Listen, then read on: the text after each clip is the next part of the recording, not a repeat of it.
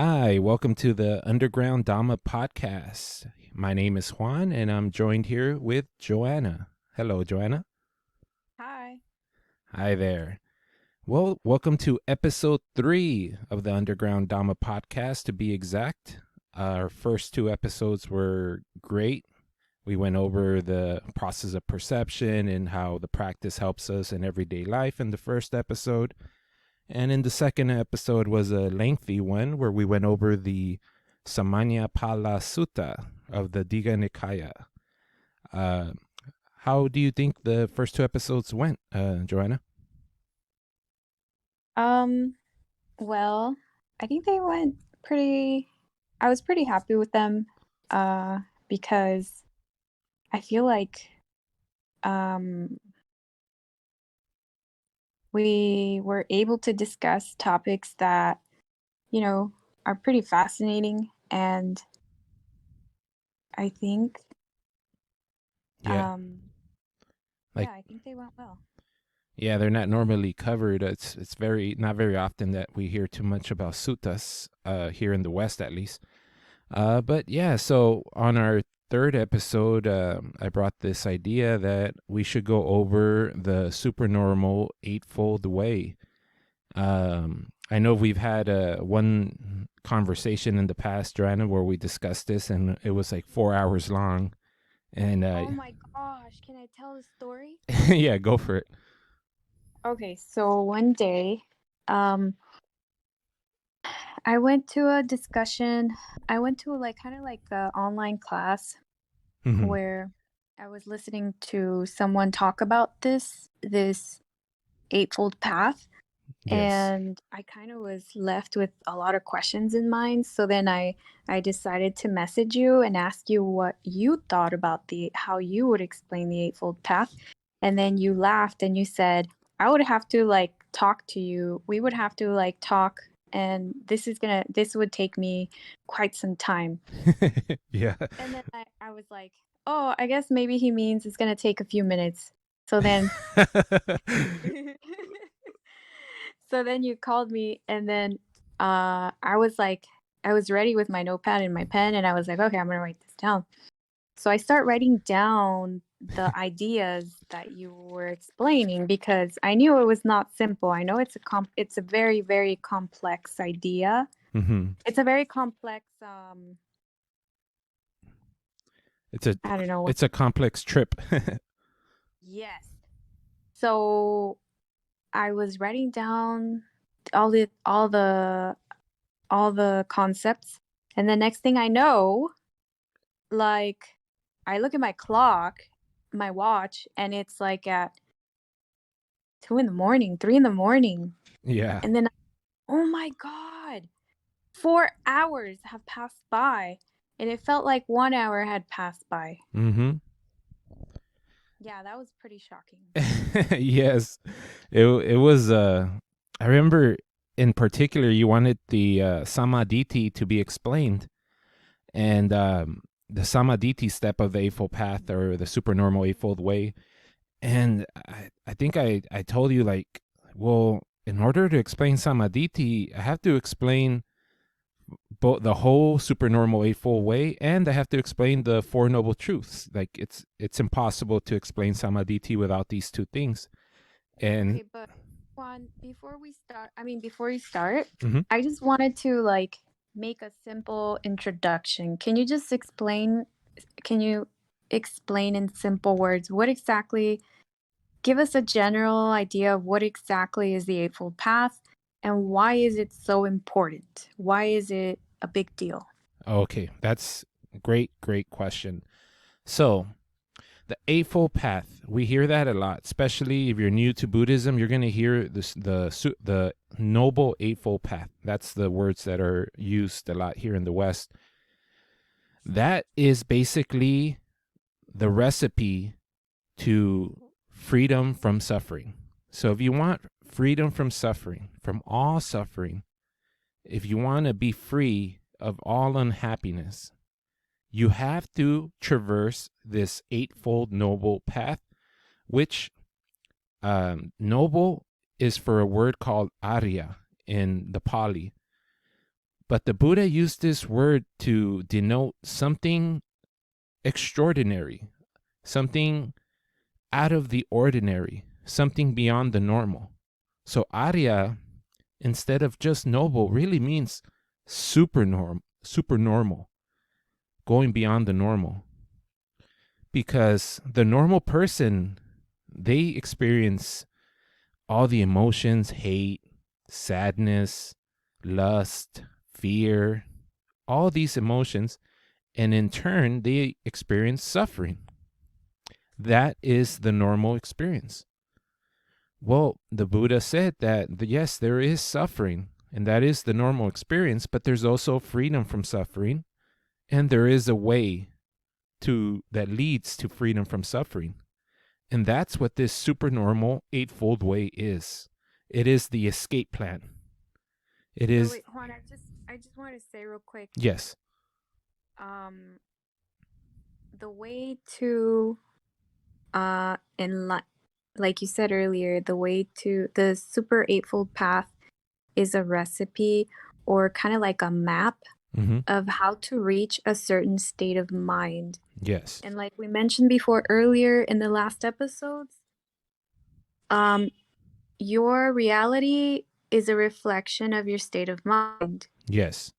Right? And the average human, their state of mind is always tainted with some type of mental delusion, such as, I guess I can give a few examples. Yes.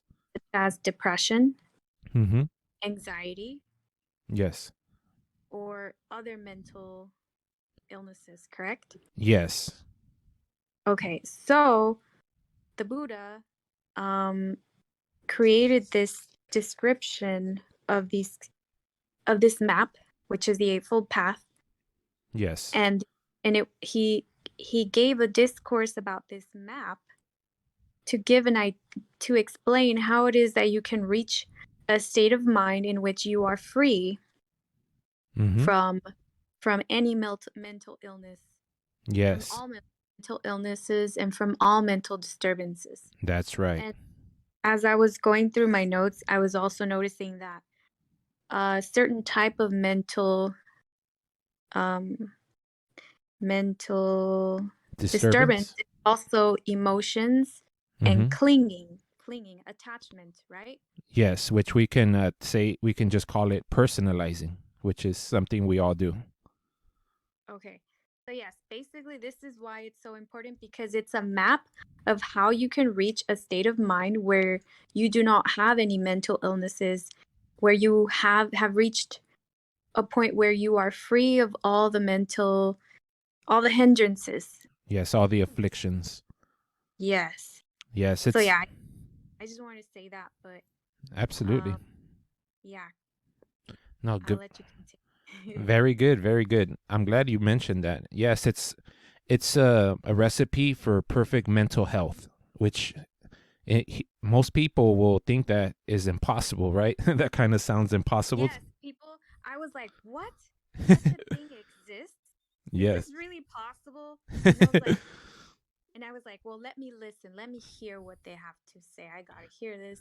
And then I was like, whoa, it makes sense. Yep. And then it made sense to me because I have seen the results of my practice through meditation. Yes. I mean, I've been practicing meditation, and through that practice, I have been able to find relief in my personal problems, my personal struggles with depression and anxiety, which I've struggled with pretty much all my life since I was like a teenager. And when I started meditating in my 30s, like my early 30s recently, that's when I was able to find peace. Like I was able to find relief from those mental afflictions. So I understand that there is some truth into this, okay? Yeah. In this Dhamma, I know that it works. So yes. Yeah. You've experienced the benefits of this practice. Yes. You know, and Bhante Punaji, our late teacher, he once said that it's kind of like a man or a woman who is lost in the desert, thirsting for water, and they've come across a well, and they see this well, and they look down and they see the water down there. And now all they have to do is figure out a way to get that water down there. And that's kind of how you explain that you've practiced this Dhamma and you've seen some benefits. You've come across the well, pretty much. Yes, and I also drank some of the waters, so I know there's more water to drink. Yes. All right. Well, so now we know that the Supernormal Eightfold Way is the path to freedom from suffering, from unhappiness, and the path to perfect mental health. So this is the way out. There is no other way out. We do not, and by the way, there's 8 steps on this Supernormal Eightfold Way. And in the West, they like to start out on the 7th step, which is the practice of meditation. And that's because, now you hear mindfulness, everything, and our Dhamma friends sometimes refer to it as Mick mindfulness, because everyone's branding their practice as mindfulness because it sells now. But this, of course, stands for Satipatthana, which we call introspection, if we want to properly translate it. But this is the 7th step, and this is not how you gain freedom. Maybe if you're just looking for a little bit of relief, some, stress management, then yeah, of course, you can practice this. But if you're looking to traverse the whole Eightfold Path and gain this perfect mental health, you will have to start at the beginning. And there means that there's 6 steps before that. So in order to cover the Supernormal Eightfold Way, we must understand and comprehend a few things, starting with the Harmonious Perspective, which is the first step of the Eightfold Path. We have to comprehend what this Harmonious Perspective is. It's like climbing a ladder. In order to climb this ladder, you have to take the first step. You can't just jump on to the 3rd or 4th step, or the 7th step especially. You have to climb it properly, taking the first step, which is the Harmonious Perspective. And the Harmonious Perspective, in order to comprehend this, you have to comprehend what are as the normal people understand it, the 4 noble truths. Here we call, instead of noble, supernormal. And instead of truth, we'll call it reality. The 4-fold supernormal reality. Because that's what the Buddha, he didn't come to the Buddha didn't arise in this world to teach about karma. He didn't come to teach about rebirth. He came to teach about the 4 supernormal realities, because this is what leads to the end of suffering. And I'm sure you heard about the 4 noble truths immediately when you started coming to the temple, I would imagine, Joanna. Is that Yes, I did. Yeah, so it's like, that's, if you're studying Buddhism and you're not covering the 4 noble truths or the 4-fold supernormal reality, then you're not covering the teachings of the Buddha. And in order to understand the 4-fold supernormal reality, you have to comprehend what is the problem of existence. What is the problem of life? I mean, we hear about existential philosophy. They're dealing with this problem. This problem is the main reason why we need a way out. So if you're unaware of this problem, you're not going to be interested in traversing this Supernormal Eightfold Way. And once we comprehend this, we can go on to solve the problem, which is the goal of the Supernormal Eightfold Way. So let's start with the Harmonious Perspective. The Harmonious Perspective is the first step of the Supernormal Eightfold Way. Normally in Pali, it's called Samma Ditthi. Samma, harmonious. Ditthi is a perspective. Sometimes you'll hear it called right speech. They translate Samma as right. Not right speech, right view. And they translate Ditthi as view. But right, this isn't about right or wrong. This is about harmony as opposed to conflict. So Harmonious Perspective. And this harmonious perspective, it encompasses the whole fourfold supernormal reality. You have to understand the Four Noble Truths in order to comprehend the harmonious perspective. And it does this because we have to know what the problem of existence is. Because when you realize what the problem of existence is, that's how we can be motivated to find a solution to this problem. And in order to find that solution, we have to start at the beginning. We have to start right now. And Joanna, by right now, I mean this present moment, like now. To start at the beginning. Time does not exist. Exactly. Yes. So whenever we use the word beginning, start at the beginning, we're talking about now, the immediate moment. This is the beginning. There is no past. There is no future. There's only now.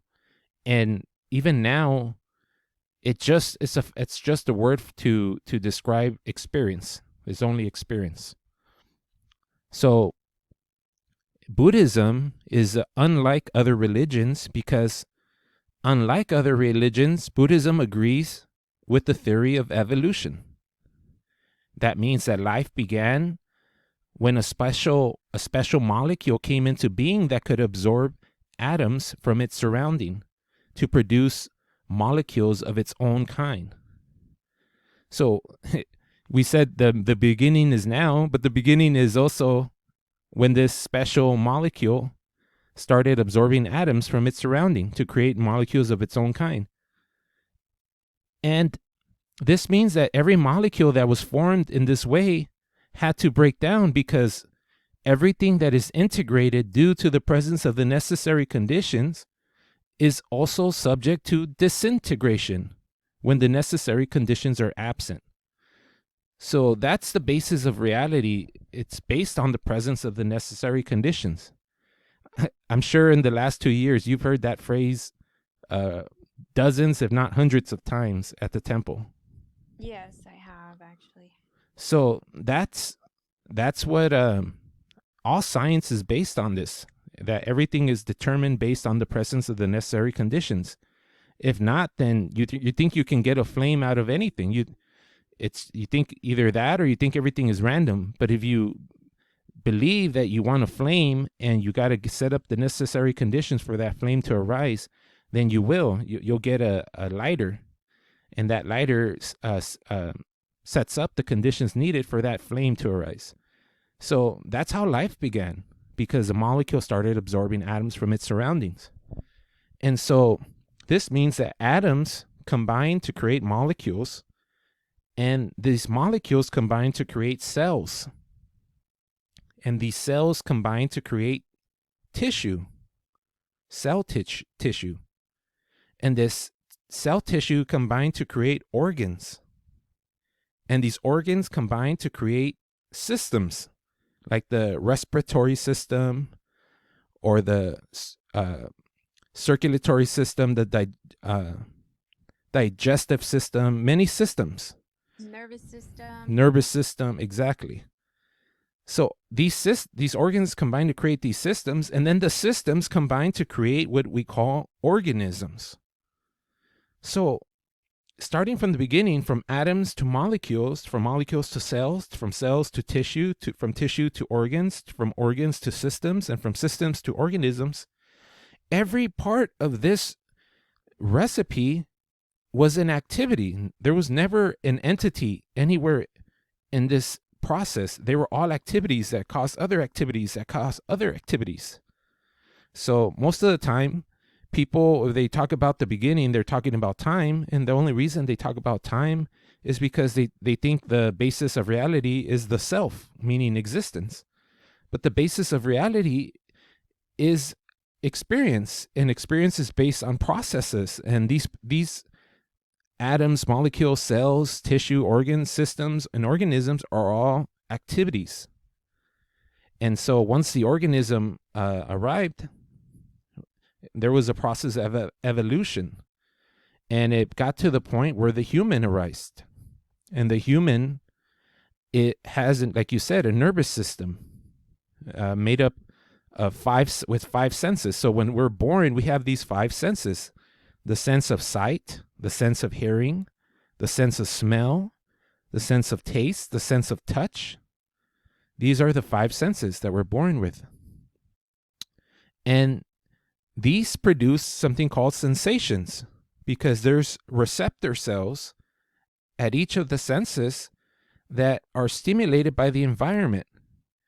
And the brain translates the sensory information into what we call sensations. Because in reality, we are organisms in an environment. There's no self here. It's just this transaction of an organism and an environment. The environment stimulates the organism reacts. And when it gets stimulated, there are sensations. And then there is something called perception, which is the selective awareness of the sensory information that has been translated and constructed by the brain. So when there's a sensation, the perception becomes aware of it. And then there's cognition, which is the cognitive interpretation about what has been perceived through the senses. And then when we have this cognitive interpretation about what has been perceived through the senses, there's a feeling that arises. And that feeling can be pleasant, that feeling can be painful, and that feeling can be neutral.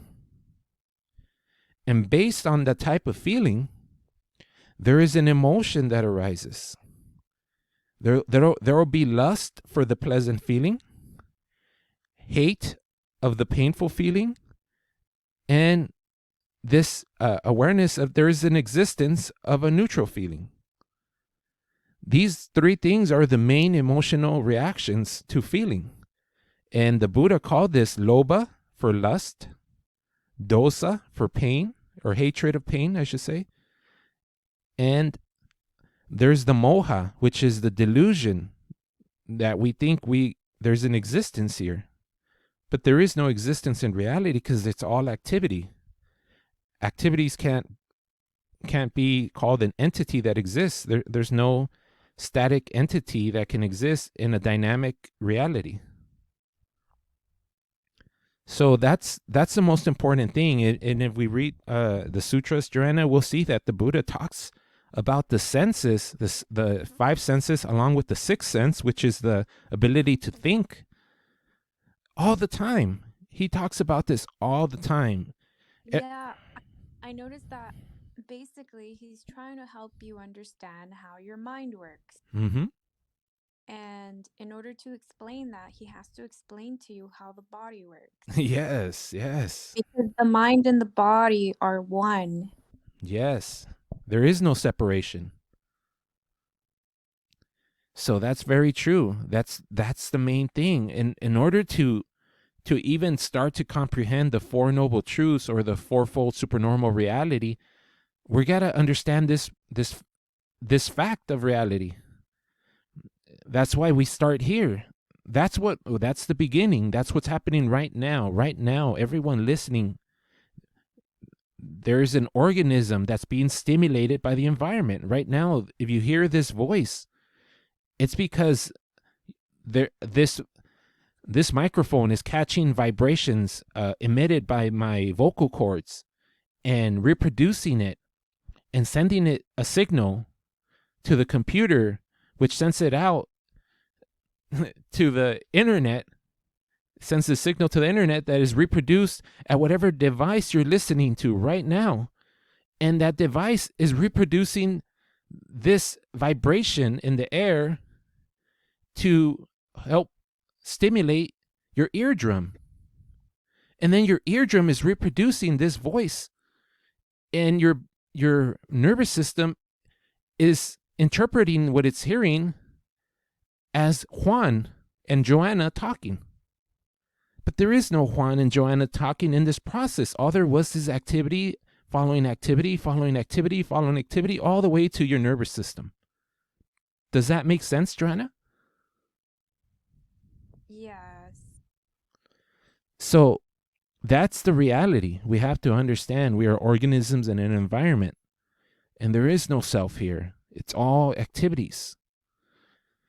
So since we've realized that there are sensations that lead to perception of that sensation, of that sense information, to cognition and interpretation about what has been perceived through the senses, and then a feeling produced by your cognitive interpretation, and then an emotion that is a reaction to the feeling.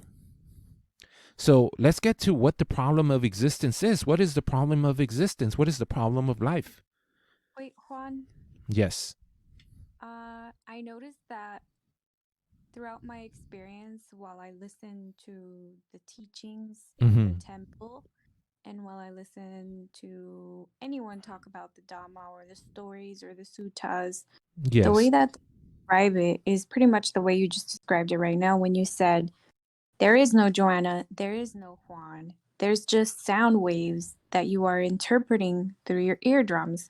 So the way that you're speaking right now, you're speaking actually the way you've been speaking this whole time and the way you speak always. Yeah. The way you speak in general, basically I noticed that you kind of like step into this world where you are describing things not as the ordinary human sees it or interprets it. You are describing everything through a certain lens or through a certain point of view, which is very scientific. Yeah. And we... So basically, like, you are describing everything kind of like not as you're, without personalizing it, without identifying with it. You're describing it as a process of what's happening scientifically, biologically, psychologically, in the moment. Yeah, psychologically, in the moment as humans interact.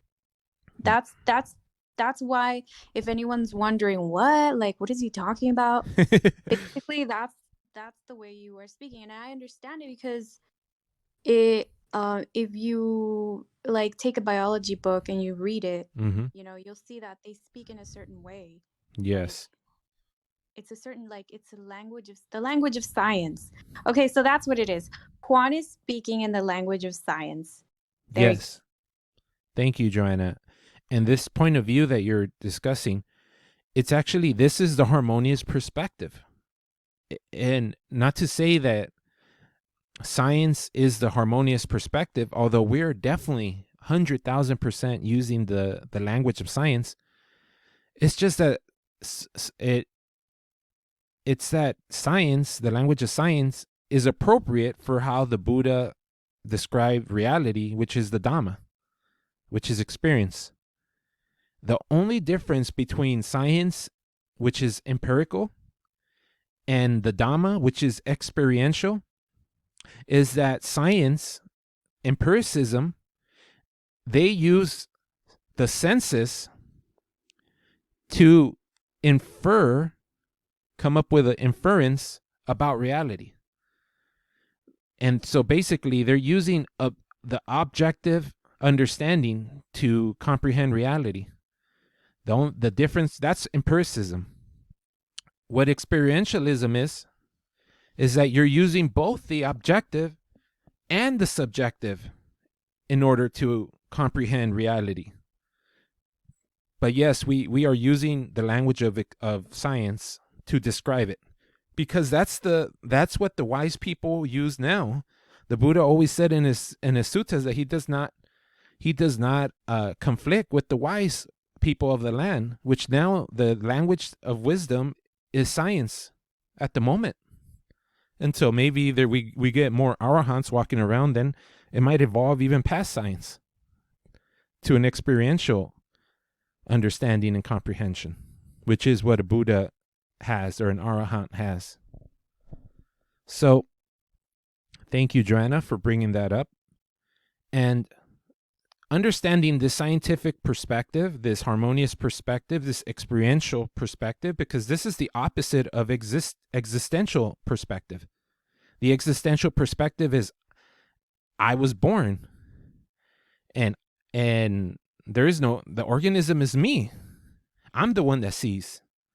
It doesn't see the reality where there's just activity causing an activity, causing activity, causing activity. It just thinks, I am doing this. It's happening to me.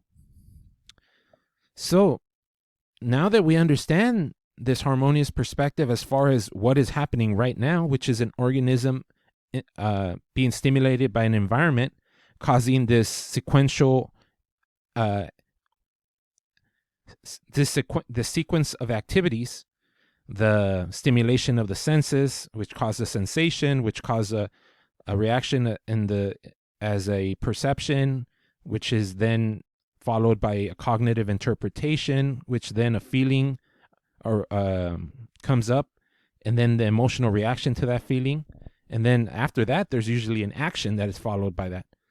That's what reality is. So that's what's happening. And what the problem of existence is that, the organism, when it evolved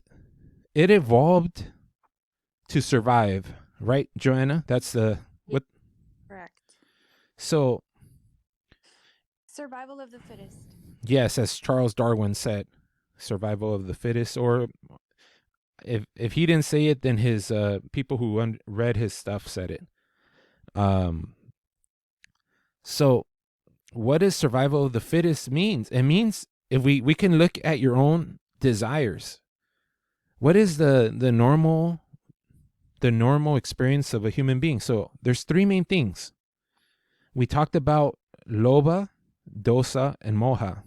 Lust, hate, and delusion, thinking there's someone existing. So what is the problem of existence? Well, let's look at what the emotions want.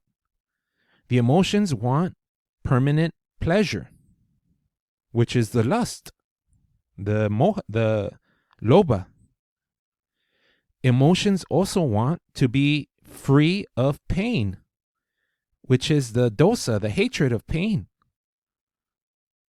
And emotions want eternal life, which is the moha. They want eternal life, which is existence.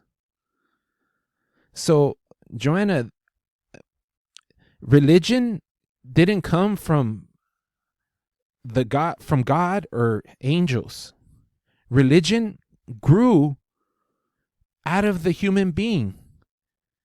And the human being wants permanent pleasure. It wants to be free of pain. And it wants eternal life. So what did the human being do to cope with this reality? Because what is the reality? That's what the emotions wants. But what is the reality? The reality is that pleasure is not permanent. Right, Joanna? Nothing is permanent. So that is anicca, the impermanence or instability of reality.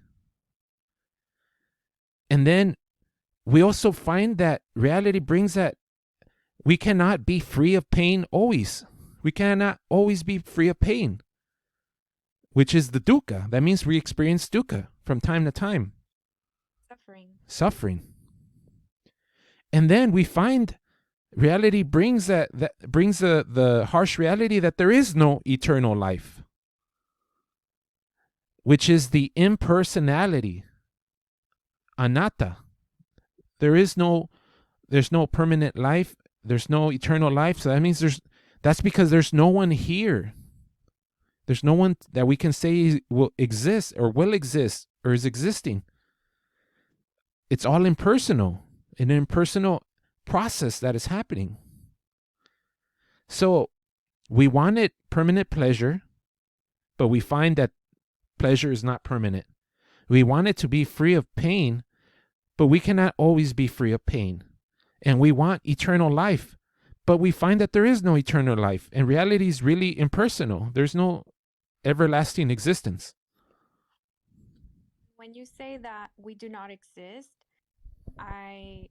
the first time I heard that, I was like, what? And then one day I heard Bante Colita say, in the American culture, the word to exist has the meaning that for one to believe that they exist, it means to believe that you are permanent.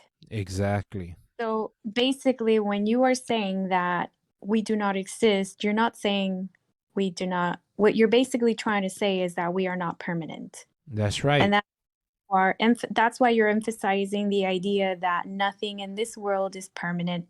Everything comes and it goes, and everything is impersonal. So basically, that means that nothing is permanent. That's right. That's right. Yeah, because when I say you do not exist, people are going to say, like, then who the hell is talking to me right now? Yes, exactly. So just keep in mind, remember that when we say you do not exist, it doesn't mean that there's nothing happening. That's right. It means your life here, your experience here in this world is not going to last forever. Yeah. It is just temporary. That's what it means. Yeah, it's all based on conditions, and conditions are unstable. And what is unstable is painful. It's not pleasant. And what is unstable and painful, we cannot say is me, myself, or I. We cannot claim ownership because we do not have control of it. So yeah, like when you say, "Oh, this is my body," this human body that we have, you can't say it's really yours because you can lose your life.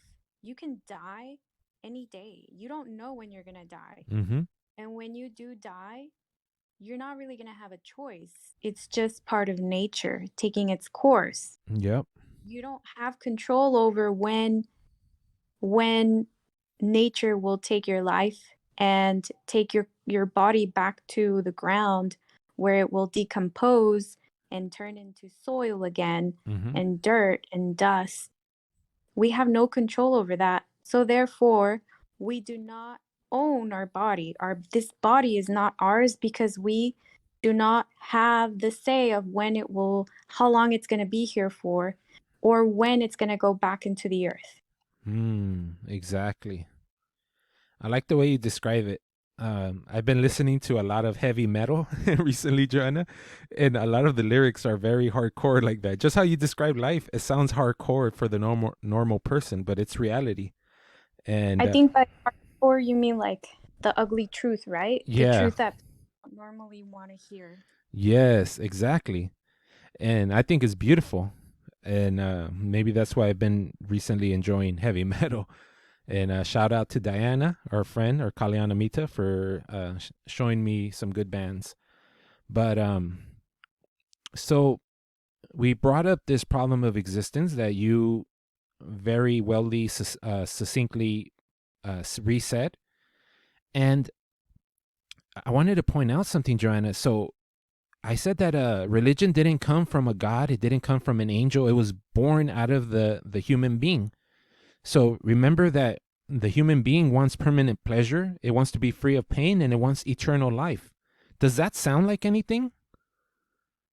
Okay, so as humans, especially when I was in school and I would read the history, and I was learning about history, and I was reading about what life was like in the Middle Ages, and like during the earliest years of civilization, when there was no technology, when there was no no antibiotics, no vaccinations. Yeah. And it was very common for women to die during child labor when they were giving birth. It was very common for women to die during their giving birth to children. It was very common for children to die as well. Like, it was not rare for women to lose their first child, their second child. It was very common. So the suffering, I feel, was greater back then.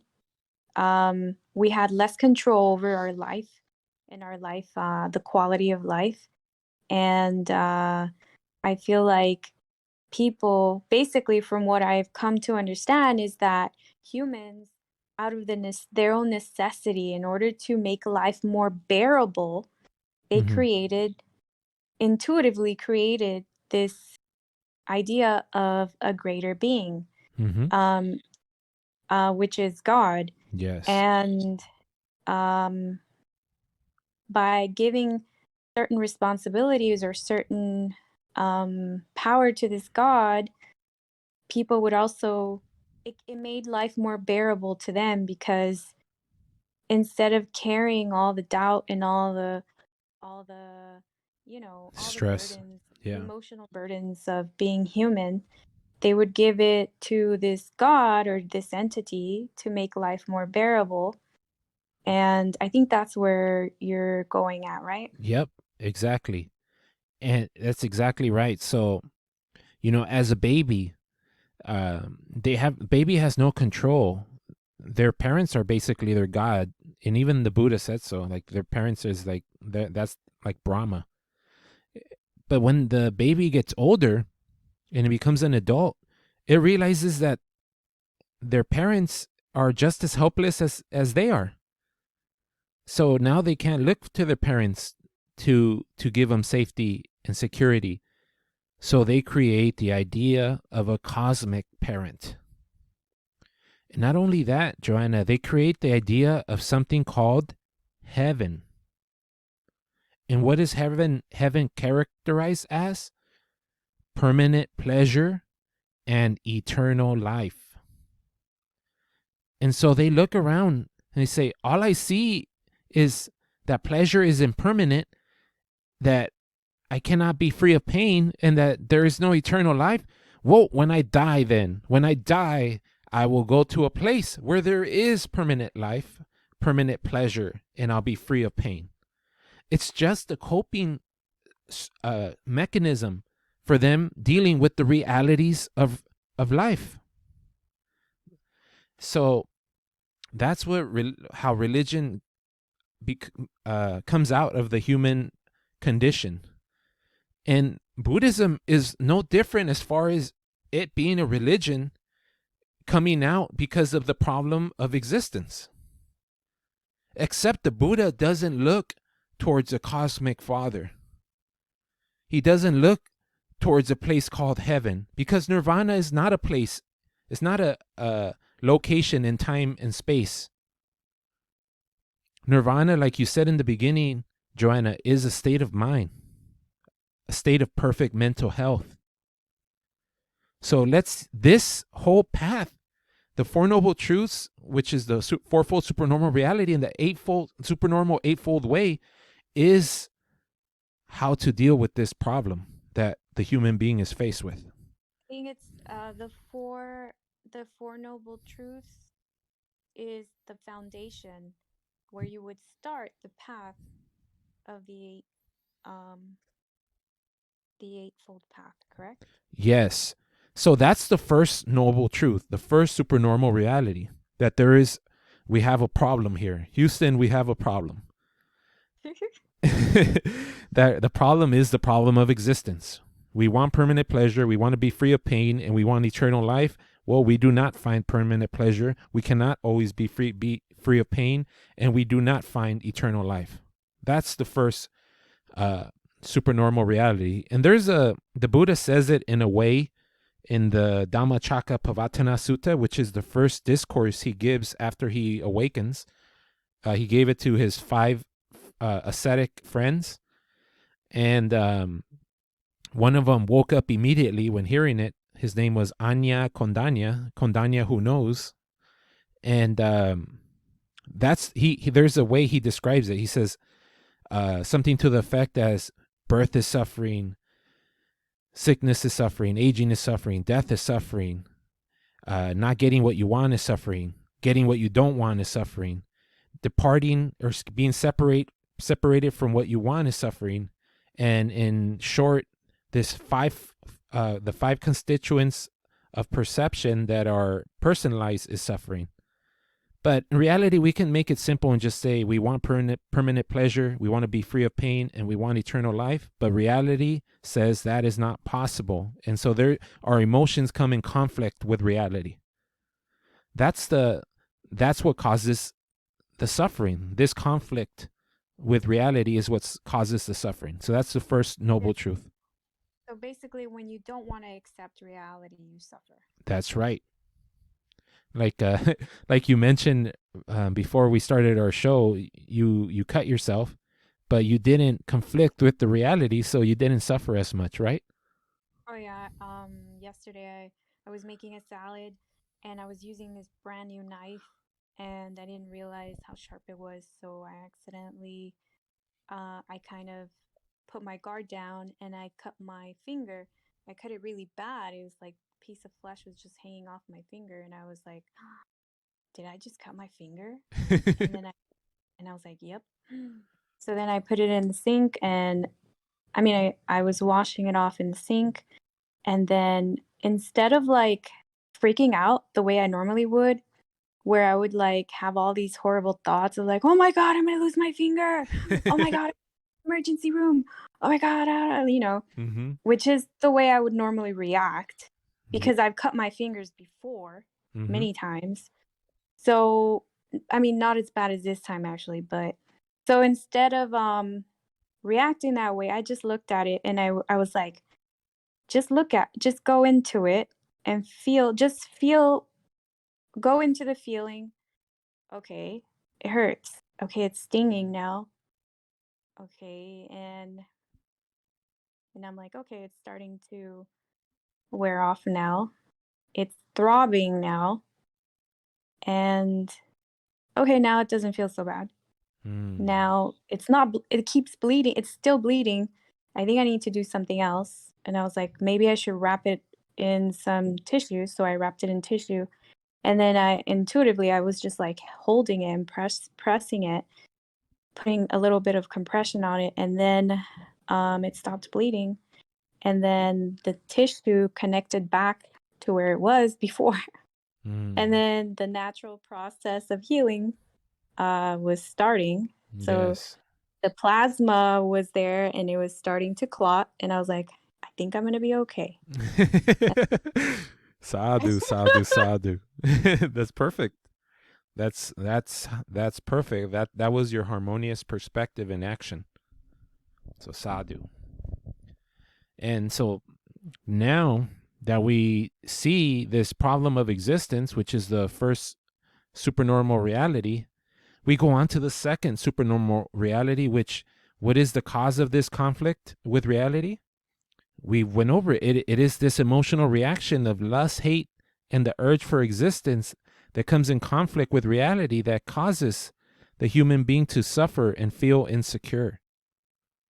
That emotional reaction is then personalized as mine, myself, or me. You know, if you would have not done the practice, Joanna, you would have been like, my thumb. And like you said, I got to go to the emergency room. I probably would have normally when I hurt myself this bad, I get really nauseous and dizzy and I feel like I'm going to pass out. Mm-hmm. But this time I was like so calm. I didn't have that feeling. You didn't give in to the emotional reaction that normally is followed by personalizing the situation, and then then when the emotional reaction is followed by personalizing, it turns into a vicious cycle where it becomes like the Buddha said, pono babika, repetitive. It feeds itself, and it continues, and the stress gets more and more overwhelming, which is probably what causes that reaction that you described that would normally happen but didn't happen this time.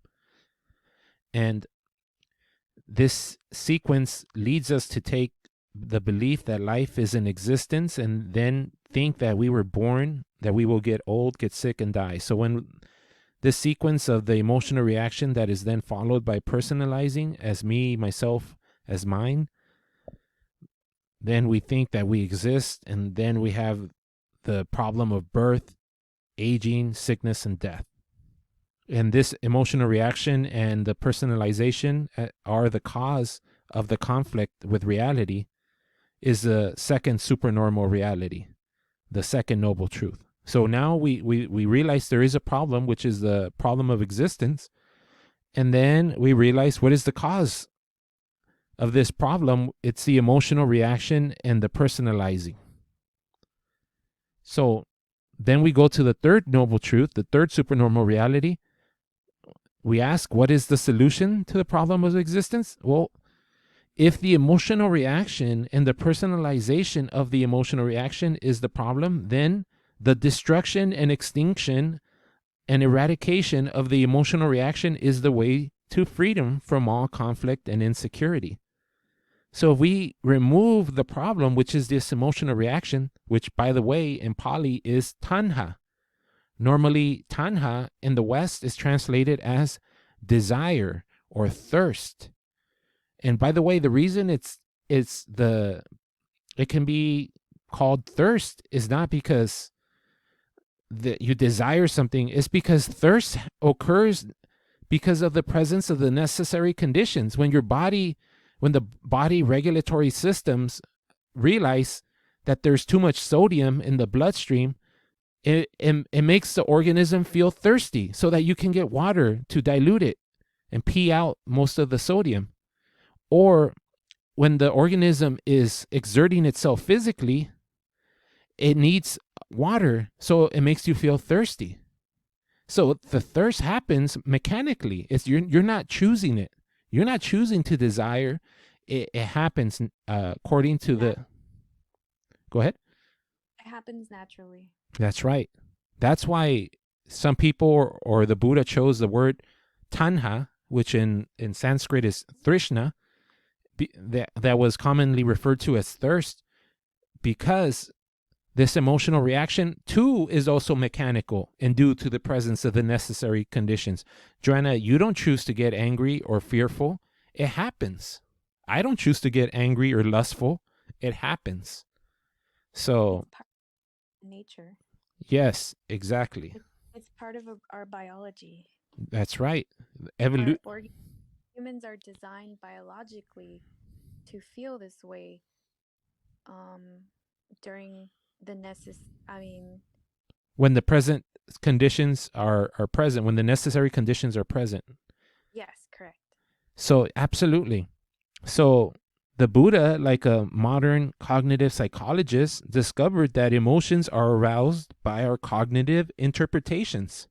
You know, in the history of psychology, psychology literally means is talking about the psyche, which is the soul, the mind. And they couldn't find it because the mind is not an object.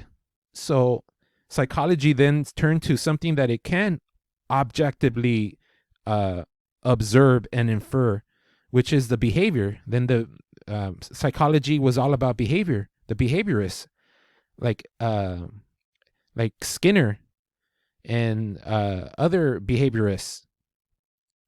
So then, and you know, that's where Sigmund Freud came up. He was using introspection. He was using the same system that the Buddha was using, introspection, and he was able to label different activities of the mind, of the nervous system, and in similar ways that the Buddha did. He called the chitta, which we call the mood, which is either emotional or tranquil, he called it the id. And he said the id is governed by the pleasure principle, which is always constantly going after pleasure and trying to get away from pain. And then he talks about the ego, which is similar to what the Buddha called mano, the thinking activity. And he only called it ego because the French philosopher Descartes called it, he said, cogito ergo sum, I think, therefore I am. So he personalized the thinking process. So that's why Freud used ego, not because he thought there was an actual object or entity. He just called it the thinking process. That's the thinking process is the ego, which is governed by the reality principle. It can understand and comprehend reality. And then he talked about the superego, which is like your conscience, your moral compass. And the id is always going after pleasure and trying to get away from pain and always trying to gratify the emotions. And then the superego is always trying to rein it in, like a parent trying to control its kid. Because when the kids are growing, they don't have control. They don't have they don't have the ego fully developed. So the parent has to be the superego. And that's how the superego first gets programmed, by the way. Your superego at first is just what you remember your parents told you to do. Yes. So one thing that I also came to understand through the assistance of Buddhist philosophy or Buddhist understandings is that I came to understand the fact I had heard this before finding the temple. I had heard that as a child that we have okay. So through my struggles with depression and anxiety, during my teen years, I went to see a psychiatrist or a psychologist. I can't remember, a therapist, because I knew I needed help. So my mom she scheduled an appointment for me to see a therapist or someone to talk to. And the psychologist told me, I was telling the psychologist what my problems were. And he said, you have social anxiety. And then I was like, what? Okay. And he said we could fix that with medication. And then he suggested medication. And then I told my mom, I said, no, I don't want to take medication. I said, Mom, I don't want to take pills. And she said, okay. And I was supposed to continue to see him, the therapist, but I stopped going. And then later in my 20s, when I was around 23, it was getting really bad. My depression was getting really, really bad. So my mom was like, you should go see someone. And I said, okay. So I went and I saw another, I think he was a psychologist. You see, I could never keep track of what they were. I'm like, okay. So I went and I talked to another guy, and he said, oh, you have chronic depression and chronic anxiety. And I was like, yes, I know that. And then in my head, I didn't say it out loud. And then he said, we can help you. Here, take this medicine. And then it was so bad that I was like, God, I'll try it. I was so desperate to improve. I was like, I don't want to be like this anymore. I don't want to feel like this. I want to be happy. I want to feel normal, whatever that is. Like, I want to get this. I felt like this depression and anxiety was holding me back from enjoying my life. It was like have you ever heard of the book, The Bell Jar? No. So it's this book written by this woman who basically describes what her life was like during her chronic depression. And she describes it as though she was living underneath a bell jar. A bell jar is like this jar made of glass, really thick glass, that's used to preserve butter. So it's like this really thick jar of glass, this really thick glass jar used to preserve butter. And she was using the description of living under a bell jar as what it was like to feel what she felt, being chronically depressed. So basically it's like being here in this world and not really being here. Yes. Not being here, but not really being here, being stuck in your own head and not being able to be present and enjoy, the moment. Yes. So I finally decided I don't want to live like this anymore. I want to have a better life, and I want to get rid of this illness. So I started taking the medication, and I made things worse actually for me. But I'm sorry, Juan, where were we trying to go? We're talking about the superego, how it's basically your parents, that's who programs your superego in the beginning. Oh, yes. So the psychologist, they would always tell me, I would tell them, yes, I have this problem and this and this and this and that. And then they would always say, it's because of your childhood. And then I would always get angry when they would say that. Because I would think to myself, what the heck does my childhood have anything to do with how I feel right now? And I would tell them, I'm already over it. It already happened. It doesn't matter anymore. Why do you keep telling me that it's affecting me? And then they would tell me, because your childhood, this and that and that, your childhood, this and this and this. But I was like, I would get emotional, so I wasn't really open to their explanations. Yeah. So now that I am older, Yes. and since I've gone through these experiences, I started to think to myself, okay, what are the chances that every single person that I've asked for help keeps telling me, hey, it has to do with your childhood. It has to do with your childhood. Not just them, even other people, like people who I would listen on, like articles or spiritual people, like even other people who would tell their stories, like when they would talk about their traumas, they would say, when I was little, this and this happened to me. And then I noticed even as an adult, it reminds me of this and this and that happened to me. And I was like, maybe it's true. So, so I realized through everything, after listening to everything in different situations, through people's experiences, through people's traumas, through people's stories, and through psychology, the science of psychology, and through Buddhism, I came to realize that as children, we are like these little our minds are like these little computers that are blank.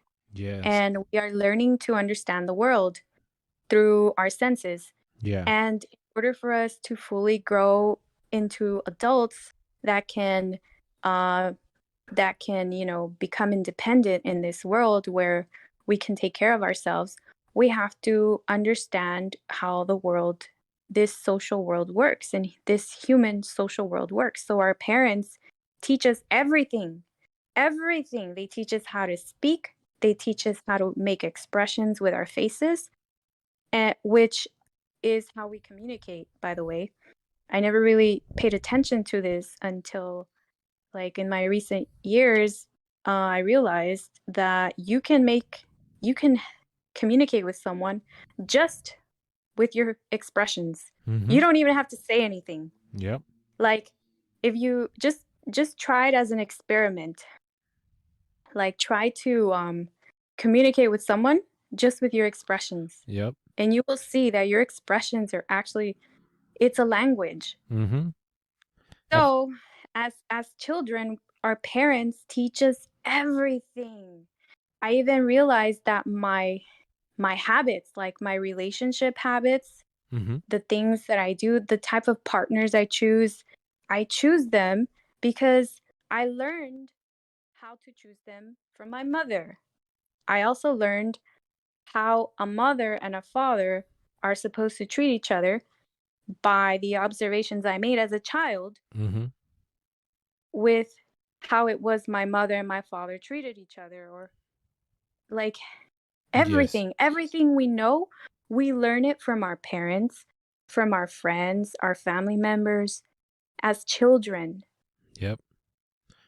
And we listened to that talk by Robert Anton Wilson, Techniques in Consciousness Change, and he talks about that, how these programs are imprinted in us, and but he also talks about how it's possible to re-imprint and put new programs, right?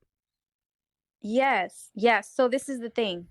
I know this, in the beginning when I came to understand this, it was really shocking, but I realized that the things that I do now, the decisions I make, the way that I think,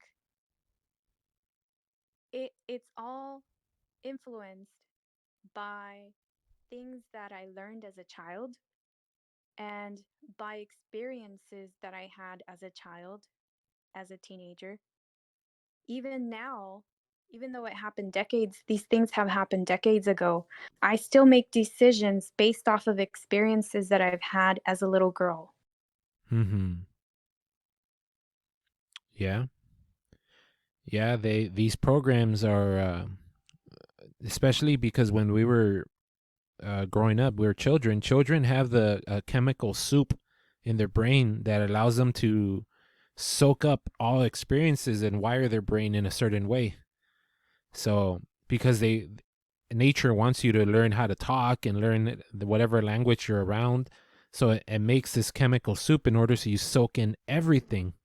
And There's a word for that, actually. There's a scientific word for that. Mhm. It's called neuroplasticity. Yeah, and they used to think that only children had the ability to change the brain because of this neuroplasticity. Luckily, now in psychology and like especially lifespan development psychology, they're realizing that we're able to, this neuroplasticity can happen throughout life, through the end of even when you're old. Yes, you have it throughout your entire life. However, the levels of neuroplasticity is the highest, is at its peak when you are a child, between the age of when you're a newborn, from a newborn to a 7-year-old, correct? Yeah, that's going to be the strongest. That's why they say any infant or any toddler, infant to toddler, can learn any language. No matter where you put them, they're going to learn the language. Yes. But yes. But then it starts pruning the the nerve cell connections that it doesn't need in order to conserve energy, and that's why it gets lessened and lessened. But the Buddha gives this description every time he talks about meditation, where he makes it seem like if we properly develop meditation, we can set up the optimal conditions for neuroplasticity. I haven't really discussed this with anyone, but Oh my God, tell us more. I haven't done my full research yet. But maybe we'll do that for another talk. But yes, just keep that in. Yeah, let's not get distracted. Let's focus. Yes. So, when you said that you didn't know why, when you told the psychologist or therapist that you didn't know what the childhood was so important to how you feel now, you actually had a point to that, Joanna, because I was explaining how the Buddha, like modern cognitive psychologists, discovered that the emotional reaction is aroused by our cognitive interpretation. So we talked about psychology, how they try to study the mind, and then they realize they can't find the mind, so they started studying behavior. And then from then we talked about Freud, about the id, the ego, and the superego. And then a form of ego psychology from the neo-Freudian, the students of Freud and the students of Freud came up. And then around the 70s and 80s, the newest form of psychotherapy arrived, which is cognitive psychology, cognitive psychotherapy. Especially when it's like there was this guy named Albert Ellis. He had this therapy called rational emotive behavioral therapy, and they realized that your feelings and emotions are aroused by your cognitive interpretation, and that's what the Buddha understood. So understanding that the cognitive interpretation is what triggers the emotions and feelings, he was able to find the solution to the problem of existence, which is the third supernormal reality, that there's the possibility for freedom from suffering. Dukkha nirodha. Nirodha means freedom or cessation, and dukkha is suffering. So therefore, by comprehending that life is not an existence, but rather that it is an experience, will help bring all conflict and insecurity to an end. So there's a cure possible for this human condition, this problem of existence. And then the fourth noble truth, the fourth supernormal reality. Wait, hold on, Juan. I think you got cut off for a second. I think we lost connection. I think I lost you about 30 seconds ago, maybe 20 seconds ago. So the Buddha figured out that because this cognitive interpretation is what dictates our emotional reactivity, our emotional problems, which we found that the emotion is the cause of all the suffering, the second noble truth. And the Buddha found out that by correcting his thinking, he can eradicate the emotions, and that would bring freedom from all suffering. That is the dukkha nirodha, the cessation of all suffering. And that is the third noble truth, the third supernormal reality, that there is a cure. First, we saw that there's a problem. Then we asked what's the cause of the problem. And then he found a solution that to bring all suffering to an end. That means to remove the emotional disturbance and depersonalizing. And you do that by understanding that it is your cognitive interpretation that triggers these emotions. And that's the newest form of psychotherapy. And that's probably the most prominent form of psychotherapy at the moment. Because you were right when you told your psychologist, like, what the hell does my childhood have to matter? Of course it matters. But what matters the most is your current cognitive interpretation. Your current cognitive interpretation is what is causing, whether it's going to cause happiness or it's going to cause suffering. That's the most important. So the Buddha found that there was a problem to existence. Then he found the cause of the problem, which is our emotions being in conflict with reality. And then he found a solution, which means eradicating the emotional disturbances. And then he found the way to bring all suffering to an end. So he told you there's a solution. Well, he has to tell you how to enact that solution, how to solve the problem for yourself. And that is this Supernormal Eightfold Path. This Supernormal Eightfold Path. It took us like an hour just to get to this Supernormal Eightfold Path. Well, it's important because we have, in order to start the Supernormal Eightfold Path, we have to understand and comprehend what is the problem, what is the cause of the problem, what is the solution. And once we figure out these three things, then we can. Yes. Juan, I lost you. We lost connection for like the last 10 seconds. You said, in order to understand how to take action in this, how to fix this problem, and then you left off there. So we have to know what the problem is. We have to know. Yeah, I've heard you say this before. You said, I think you said, Bhante Punaji said, before one can attempt to fix a problem, one must first understand the problem. That's right. That's right. We have to understand the problem, which means understanding what is the cause of the problem. And then we can figure out a solution, and then we can apply the solution to see if it solves the problem. And the fourth noble truth, the fourth supernormal reality, is applying the solution to solve the problem, which is this Supernormal Eightfold Way.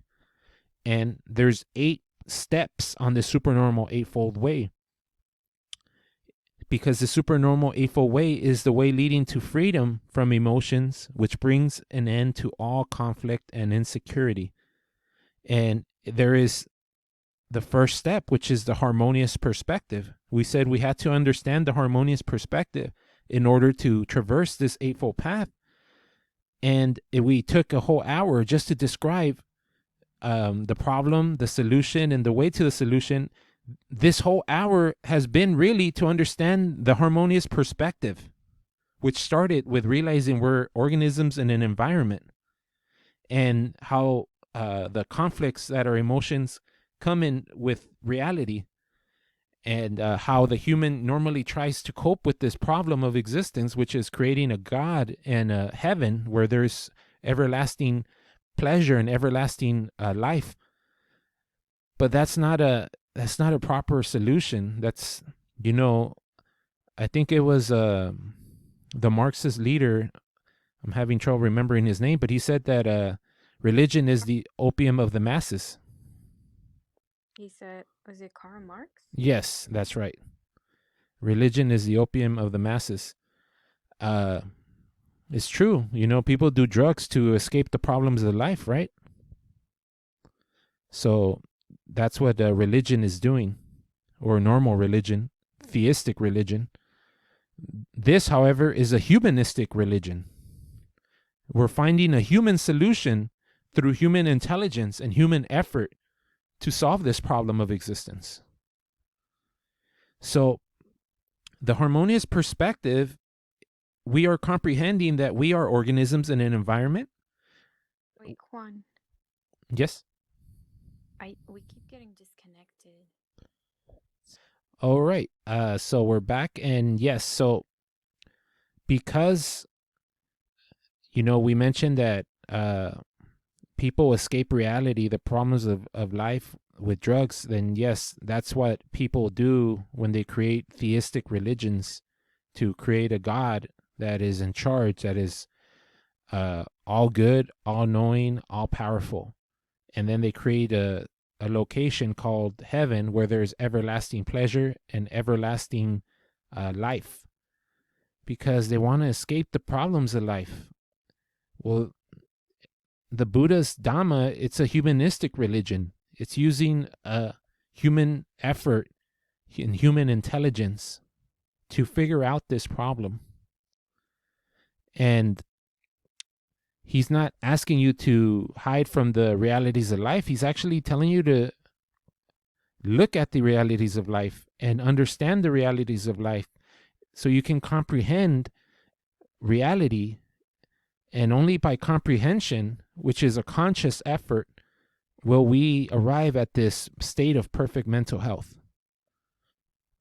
Does that make sense, Joanna?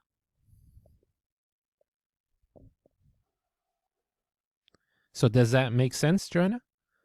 Yes. Perfect. All right. So we had some technical difficulties, but we're back and rolling. We did go over this whole hour and 15 minutes. We went over the Four Noble Truths, basically the fourfold supernormal reality. Our goal was to talk about the Supernormal Eightfold Path, but in order to do that, we have to know the Four Noble Truths, the fourfold supernormal reality. So this whole part one of this talk has been setting up the Eightfold Path, because we have to know the problem. We have to know the cause of the problem. We have to know that there is a solution. And now we can finally go over how it is that we can go on to solve this problem, which the Buddha prescribed, the Eightfold Supernormal Path. So whenever we hear the word, Joanna, middle way, there's no doing a little bit of this and a little bit of that, and we're just going to call it down the middle. That's not the middle way. The middle way is literally the Supernormal Eightfold Path. That's what the Buddha is talking about. And it starts with the Harmonious Perspective, which is that's usually the one of the most important topics in Buddhism. And the Harmonious Perspective is what makes us look in the right way. Because right now, Joanna, the normal person is looking to satisfy and gratify their emotions, right? That's what drives the human being. Yes, we are driven by our certain biological impulses, which is, one of them is emotion, one of them is desire, one of them is, what else? Like personalizing. Oh, attachment. Yeah, attachment. So that's what's driving the normal human being. So now that we know that we're organisms in an environment, now that we know that our emotions are in conflict with reality, and that's what's causing the suffering, now that we know that there is a way to leads to freedom from suffering, and it's to remove the emotion, which is the problem. Juan, can you give examples of how our emotions come into conflict with reality? Yes, like a basic one is when a loved one dies, what happens to the human being? The human being undergoes sorrow and grief. Yes, lamentation. Some denial. When they refuse to accept reality, they go through a mental state called denial. Yes. which is pretty much delusion, correct? Yes, it's a form of delusion. They don't want to accept reality. They don't want to accept the reality that all beings, because they are integrated from various conditions, are subject to disintegration. All the Buddha said, "Sabba sankhara anicca." So all constructions are impermanent or unstable. So every construct, everything we can talk about as an object, is really just a mental construct, and all constructs are made up of conditions that are unstable, and because they're unstable, they disintegrate. Because when we talk about metabolism is the building up process and the breaking down process. That's what life is. Life is a building up process and a breaking down process. When Basically, you're saying that life organisms are the way that they survive is through the creation of energy and the consumption of energy.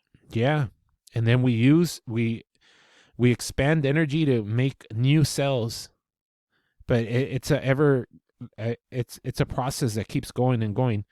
And when we're growing up, when the child is growing up, the building up process is stronger than the breaking down process. That's why there's growth. But once the adult starts getting old, the breaking down process becomes stronger than the building up process, and that's called decay. Yeah, your body starts to disintegrate and to age. Yeah, our faculties get weaker. Our skin gets wrinkly and doesn't have the same youthfulness. All our abilities diminish. Except the one of our mind also starts diminishing. But it if you develop meditation, you can keep it strong for a long, long time. Yeah, you can keep your mind sharp till the day you die. Yep, absolutely. Look at our most venerable Bhante Punaji. He was in his 80s, and he was the smartest and sharpest man I knew. There was no one. When he passed away, I felt like, oh, damn. Now I got to figure this stuff out. I don't have anyone to rely on to tell me these things. But so life is a building up process, breaking down process. And when people can't accept this, they suffer. And that was an example when a loved one dies. So their emotions are coming in conflict with reality and they're suffering. Yes. And if they don't accept it, they're going to go into depression, and they don't accept it. Or anxiety. Anxiety and depression. And then if it keeps going and they still don't accept it, they could possibly die. Exhaustion. That's the 3 stages of the stress, the stress adaptation that Hans Sully talked about. First, remember that lady that came to the temple who was having so many health problems? Like, she said that she was losing her eyesight and she was losing her hearing, mm-hmm. and it all started with her anxiety Mm. from fear. Do you remember? I don't, but that makes sense so far. She was saying that her body, basically, she had a traumatic experience, and her fear of this experience, this fear or this trauma, Mm-hmm. took over her body, her mind, and she would relive this experience over and over. So her anticipating this experience, this trauma, I can't remember what it was that happened. I think it had something to do with someone that she loved. I think one of her loved ones was sick and they were dying or something. Mm-hmm. And then she was like trying so hard to like make ends meet, and like she was so worried that this person was gonna die. She was like constantly chronically stressed. So that chronic stress, her body was in the fight or flight mode. Mm-hmm. Constantly, and all that stress on the body was creating a lot of toxic Yeah, she's poisoning her bloodstream, basically.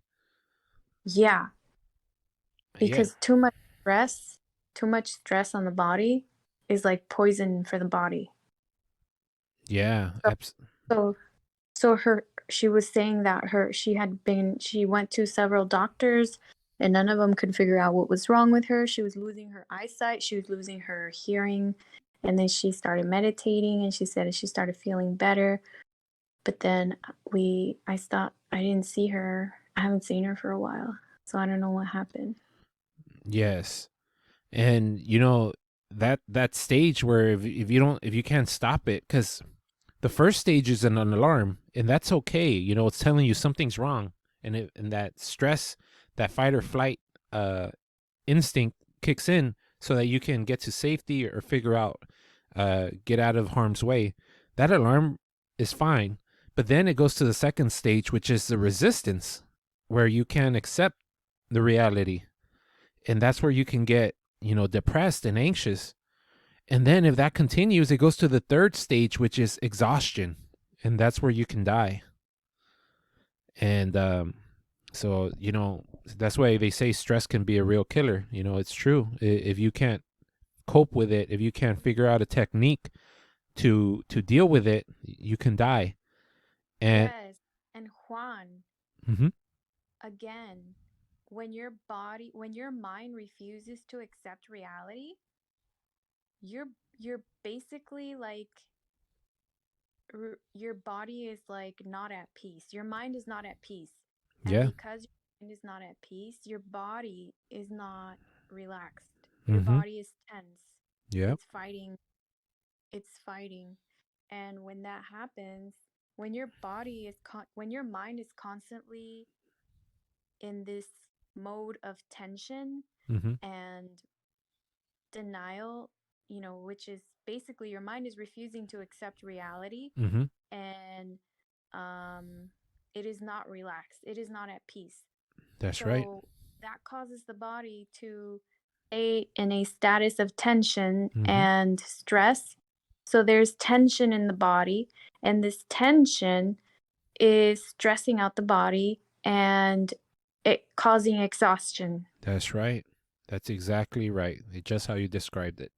And that creates that pretty much weakens the immune system and makes your body vulnerable to illnesses. That's right. And that's what's happening to that lady. Yes, unfortunately, yes. And how do we deal with this stress, this conflict with reality? The remedy is the Supernormal Eightfold Way. Yeah, which starts off again with the Four Noble Truths, which is basically facing reality, looking at the truths, the ugly truths of reality, and looking at them in the eye and acknowledging them and accepting that, yes, this is true, this is real. I'm not going to ignore it. I'm not going to pretend it's not real. And you accept it. That is the beginning of it. Yeah. We were talking about... Go ahead. I'm sorry. Making peace with reality is the beginning. That is the Four Noble Truths, right? That is, yes. That's part of it. Exactly. Yeah. And that this peace that you mentioned that we make with reality is the harmony that we speak of. That's the Samma, the harmonious. So there's 8 steps. Samma Ditthi, Samma Sankappa, Samma Vacha, Samma Kamanta, Samma Ajiva, Samma Vayama, Samma Sati, and Samma Samadhi. And the first one, Samma Ditthi, is the harmonious perspective. So we have to get our perspective, the way we see life has to be harmonious in order to not be in conflict with reality, where we're going to be stressed, emotional, and suffering. So this whole first part of the podcast has been describing the Four Noble Truths, the fourfold supernormal realities, so that we can get to this point where we have the harmonious perspective. Because like I said, most people are looking to gratify their emotions. Well, that leads to conflict with reality, because you can't always gratify your emotions. You can't always be free from pain. You can't always have everlasting life. So You can't get what you want. you can't always get what you want. Exactly. And what you want is not always what's best for you. Yeah, definitely. That's definitely true. Our feelings can lie to us as far as, we just take a feeling of pleasure as good, but, it's not always good, especially if it's pleasure derived from the sense experience. That's sense experience pleasure is not stable because it's based on conditions, and those conditions can change, such as a loved one no longer being there. Or wanting to eat a whole pint of ice cream. Yes, and paying for it later. So we get finally to the harmonious perspective. Now that we know the Four Noble Truths, the fourfold supernormal reality, we have the harmonious perspective now. We see the problem. We see the cause of the problem. We know there's a solution. And now we're on our path to apply this solution to solve the problem. And now our perspective has done a 180 change, a paradigm shift, 180 turn.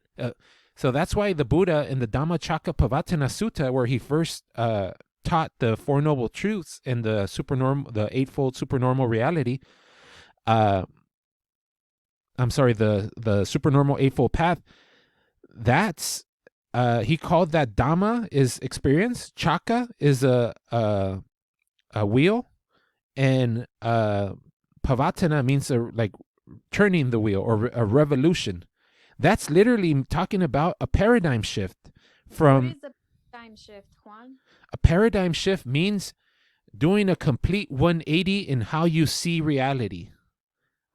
Basically, you're changing the way that you interpret reality. That's exactly right. I couldn't have said it better myself. That's perfectly said.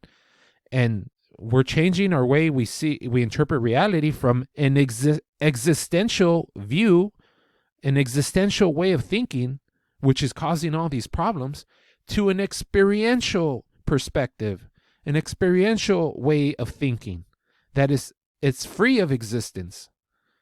So now, go ahead. What is the basic difference between an existential viewpoint and an experiential viewpoint? So an existential viewpoint means I exist because I was born. Or I am permanent. My life is forever, and this body is mine. Yes, especially this body is mine. You may not believe you are forever, but you might believe, well, when I get to heaven, I'll be forever. Yes. But yes, mainly this body is mine. This is me. These are my thoughts, my emotions, my feelings, my sensations, my perceptions. Or I control this body and my children are mine. I control these children. Mm-hmm. No. Okay, so that is the existential perspective or the existential viewpoint. Now, what is the experiential? Sorry, experiential perspective. Experiential perspective is that life is not existence. Life is an activity, a continuation of an activity, a building up process and a breaking down process. An atom combined to create molecules, and molecules combine to create cells, cells combine to create tissue, tissue combine to create organs, organs combine to create systems, systems combine to create organisms. An organism is just a conglomerate of all these activities that are building up and breaking down.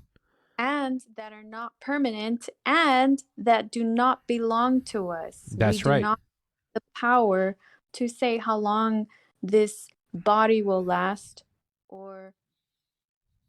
Yes. That's right. It's impersonal. This is an impersonal process. Yeah, we have no control over it. Exactly.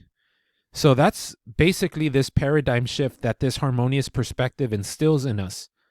Also, now that we have this paradigm shift that life is not in existence and happiness is not derived from gratifying the emotions, now we change our life orientation. So then we step into the second step, because now we have the harmonious perspective. We did a 180 turn of how we look at life. And now we go to the second step, Samma Sankappa, which is harmonious orientation. Normally, this is translated as right intention or right disposition. It's basically or right thinking sometimes is called. This is harmonious orientation. Our orientation is basically our goal orientation. We are, a human being always has goals, whether that goal is to get pleasure or to get away from pain. That's the normal goal. But our new goal is not to gratify the emotions by going after pleasure or running away from pain. Our goal now is peace, tranquility, calm. This is our goal now. We're no longer seeking happiness and gratifying the emotions. Instead, we're looking for happiness by cultivating tranquility, which nirvana is the ultimate tranquility. Yes, go ahead. The beginning of that path is by going inside, by looking inside. Yes. So, Calming the mind, understanding the mind. yes, because most people who are trying to gratify the emotions are preoccupied with objects that they interpret as outside. And so they are looking for happiness in objects outside. mm-hmm. So, for example, people purchase things that mm-hmm. they think will make them happy, and they buy things. A person can have millions of dollars worth of materialistic goods, and yet find at the end that they still feel empty and sad inside. Yes, exactly. So now, but for the disciple of the Buddha who understands reality, understands the problem of existence, understands that emotions and gratifying the emotions is not the way to happiness, they've done a paradigm shift with this harmonious perspective. Now they've stepped into taken the second step in this eightfold path, and they now have a harmonious orientation. Their goal orientation has now been orientated, directed for peace, tranquility. That's the real way for happiness. Happiness is not gratifying the senses. Happiness is a state of mind, a tranquil state of mind. And so that means that the human organism is a goal-orientated machine programmed by the evolutionary process. And thanks to our new paradigm shift, we will now change our motivations. Rather than the normal motivations of sensual desire, anger, and cruelty, we will be motivated by non-attachment, friendliness, and compassion. That's the goal orientation. That's the harmonious orientation. And because our new orientation that was sparked by our new harmonious perspective, a new way of seeing reality, and we have new motivations now that's going to affect our behavior. If someone has the goal to be a bodybuilder, is that going to change that person's behavior, Joanna? If someone decides to become a bodybuilder, is that going to change their behavior? If they're normally going out, partying, drinking, smoking, but now their new goal is to be a bodybuilder and become... Oh, yeah, definitely. Because now, if they are in touch with reality, they're going to understand that they're going to have to change their habits in order to attain that goal. That's right. So now our goal is nirvana. It is the supreme peace, the tranquility, the tranquil state of mind. So that same way, it changes our behavior. So it goes to the third step of the Eightfold Path, which is this harmonious speech. It first affects our verbal behavior, which this harmonious perspective changed our direction in life and is given a new goal orientation to motivate us. This will affect our speech patterns, which really means abstaining from false speech, abstaining from harsh speech, abstaining from divisive speech, and abstaining from frivolous gossip speech. So this is what we're going to abstain from. Why? Because our goal is harmony. Our goal is peace. Our goal is tranquility. And it's to avoid conflict. Avoid conflict. There you go. The Buddha knew that we were social animals. And because we are social animals, if we're social animals, how are we going to have happiness? How are we going to get along if we're always fighting? That's right. So we have to cultivate harmony. And this type of behavior is harmonious. So because our motivations changed, our orientation changed, now it's affecting our speech to become more harmonious, to avoid conflict. Why? Because the Buddha said so? No, because we are looking for true happiness. And true happiness comes from living a harmonious life. So the third step is this harmonious speech, Samma Vacha. And then we take the fourth step on this Eightfold Path. And this is all happening naturally because of the antecedents that happened before it. Every step is setting up the next step. Just like comprehension of the fourfold supernormal reality, the Four Noble Truths, comprehension of this led to the harmonious perspective. Well, then the harmonious perspective led to the harmonious orientation. Your motivations have changed. Your goal has changed. And then that led to the harmonious speech. And this harmonious speech, driven by your new goal orientation in life, leads to harmonious action, which is, that is the fourth step, Sammas Kamanta. And Kamanta is similar to Kama, which we talk about all the time, which just means action. That's right. And at this point, mental patterns have changed and the verbal patterns have changed as well.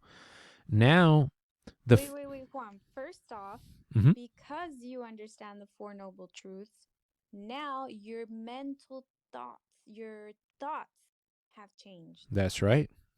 Now you have wisdom, you have understanding, you have the harmonious perspective, the harmonious orientation. Yes. Now you understand. Now you have understanding, you have wisdom. So once you have that, once you have these positive thoughts, now you're ready to create positive speech. Yes. And then that leads to positive actions. Yes. Which leads to harmonious lifestyle. That's right. Samma Avijja. Yes. Very, very good. But let's just go over what is, there's a definition of the harmonious actions. It just means abstaining from killing, abstaining from stealing, and abstaining from sexual misconduct. And that's going to come naturally. When you're living a harmonious... Again, that is avoiding conflict, but in physical manners. That's correct. So once you have the harmonious speech and the harmonious action, like you said, Joana, that leads to the fifth step, the harmonious lifestyle. And at this point, now we're following the harmonious perspective, the harmonious orientation, the harmonious speech, and the harmonious action. This effectively transforms our whole lifestyle. With the foundation of the first four steps, we are now living 24 hours, 7 days a week, a harmonious lifestyle. Normally, Joana, this is translated as right livelihood, but that's so, it doesn't get the point. This is not just about what you do for a living. This is your whole lifestyle, 24/7. Yes, go ahead. It's your universe. You change your world. Yes. And this first 5 steps, that's the main goal of a layperson. A layperson should perfect and harmonize their life with these 5 first steps. Harmonious perspective, harmonious orientation, harmonious speech, harmonious action, and harmonious lifestyle. At the very least, the layperson needs to perfect these 5 steps. Why do they need to? Because I'm telling them? No. Because the Buddha's telling them? No. Because they're going to see, once they comprehend the Four Noble Truths and the harmonious perspective, they're going to comprehend this is what leads to happiness for myself and for others. So, Joana, the best way to figure out if it's true is by trying it. Yes. Just like if you're sick, and the best way to see if the medicine works is to try it. And so then, once you have your whole lifestyle harmonized, You're no longer living you don't have guilty feelings. You're experiencing a blameless happiness. We spoke a little bit about this in the last episode. Then, once you get these first 5 steps in order, you can move on to the 6th step. Now we're stepping into the deep waters. So I said that the layperson has to perfect these first 5 steps. A sotapanna, a stream enterer, can become a stream enterer, the first level of awakening, because there's 4 levels, as you know already, Joanna. There's 4 levels to awakening. Stream enterer is the first one. If you get these first 5 steps perfect in your lifestyle, in your 24/7 way of living, you're gonna become a stream enterer. You've entered the stream. You jumped into the stream. Now you're heading down to the ocean. But you might want to start swimming down the ocean, because you can just jump in the stream and you're going to be carried by the stream. You know, that's why they say that you'll be awakened in 6 lives, 6 human lives. But maybe you don't want to wait these 6 human lives. Maybe you want to start swimming, get to nirvana now, this life. Yeah, let's jump in. Jump in and start paddling. So what is the swimming? The swimming is this harmonious exercise. The 6th step, Samma Vayama. Now we are ready to start meditating and developing the mind properly. So that's why I mentioned in the beginning of this podcast episode that most people in the West jump into mindfulness, which is the sati, which is in reality not mindfulness, because you're not filling your mind. It's actually introversion of attention, or introspection, to be simple. You don't start here. You have to start at the understanding of reality, comprehending reality, and then go step by step before you start meditating. If you want your fruits to be ripe and come out good, you have to properly cultivate the soil and to make it grow, make the tree grow properly. So this harmonious exercise is extremely important, because even before we start meditating, we have to learn how to have a harmonious exercise. And exercise here, we're not talking about developing your muscles, your physical muscles. We're talking about developing your mind. This is a mental exercise. So in the same way you do curls to strengthen your biceps, now you're going to do exercises to develop your mind properly. And this is a 4-fold exercise. There's 4 steps to a harmonious exercise. The first step starts with something we talked about last episode, Joanna, Indriya Samvara, which is guarding the senses. Remember we talked about this? Yes. So guarding the senses, you guard the senses by not thinking about what you see, not thinking about what you hear, not thinking about what you smell, not thinking about what you taste, not thinking about what you touch. Because you're going to, walking around living life, you're going to see things, you're going to smell things, all these objects are going to come into your mind. But you have the choice of whether you think about it and focus on it or not. So in reality, in plain words, what this means is preventing perceptual images from disturbing the mind. So like when I cut my finger? Yeah, that was a perceptual image, and you didn't let that disturb you. You stayed calm, you stayed relaxed. Or like if you're walking down the street and you see a handsome man or a beautiful girl, if you focus and think about, oh, look at her beauty, look at his handsome features, and you keep focusing on it, you're going to get an emotional reaction. And that's the disturbance of the mind. The disturbing the mind is an emotional reaction. So the first step is called Samvara. In this harmonious exercise, which is the sixth step of the Supernormal Eightfold Path, there's 4 steps in this one step. The first one is prevention, Samvara, preventing perceptual images from disturbing the mind. But let's say, Joanna, you sit down for meditation and you close your eyes, you sit on a cushion, you have your back straight. That memory of that handsome man or beautiful girl might come up in your mind, right? Yeah. If you remember that image, that's also going to disturb your mind. So the second step is called elimination, Bhavana. And that second step is eliminating memory images that disturb the mind. So the first step is you're preventing perceptual images from disturbing your mind by not thinking about it and focusing on it. And the second step, you're now eliminating the memory images that come into your mind and disturb the mind. So you eliminate those images. That's the second step in this harmonious exercise. Well, what's the third step? When the way to eliminate the images, and here, by the way, Joanna, we're talking about images because there's 2 ways of thinking. In thinking in terms of images and thinking in terms of words. Yeah, it's like when, if you sit down and you just be still, you will see that you're always talking to yourself in your mind. You always have a voice in your Yes, mind thinking about something. It's very difficult to just shut it off. that's right.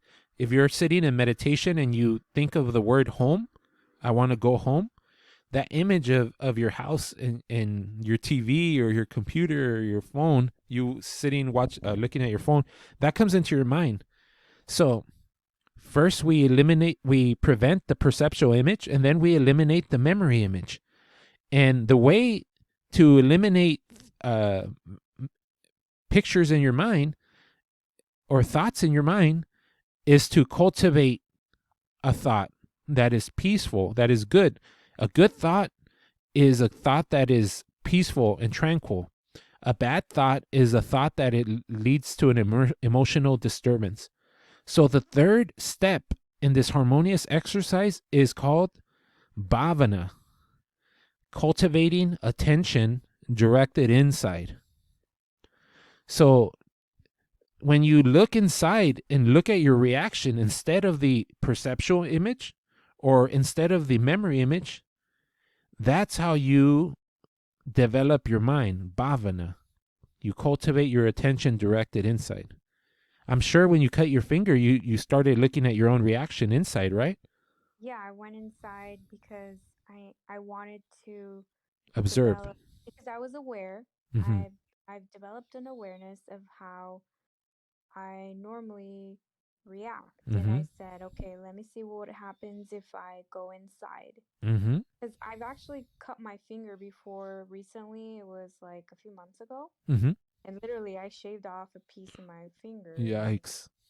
and with a mandolin. And mandolins are actually really dangerous.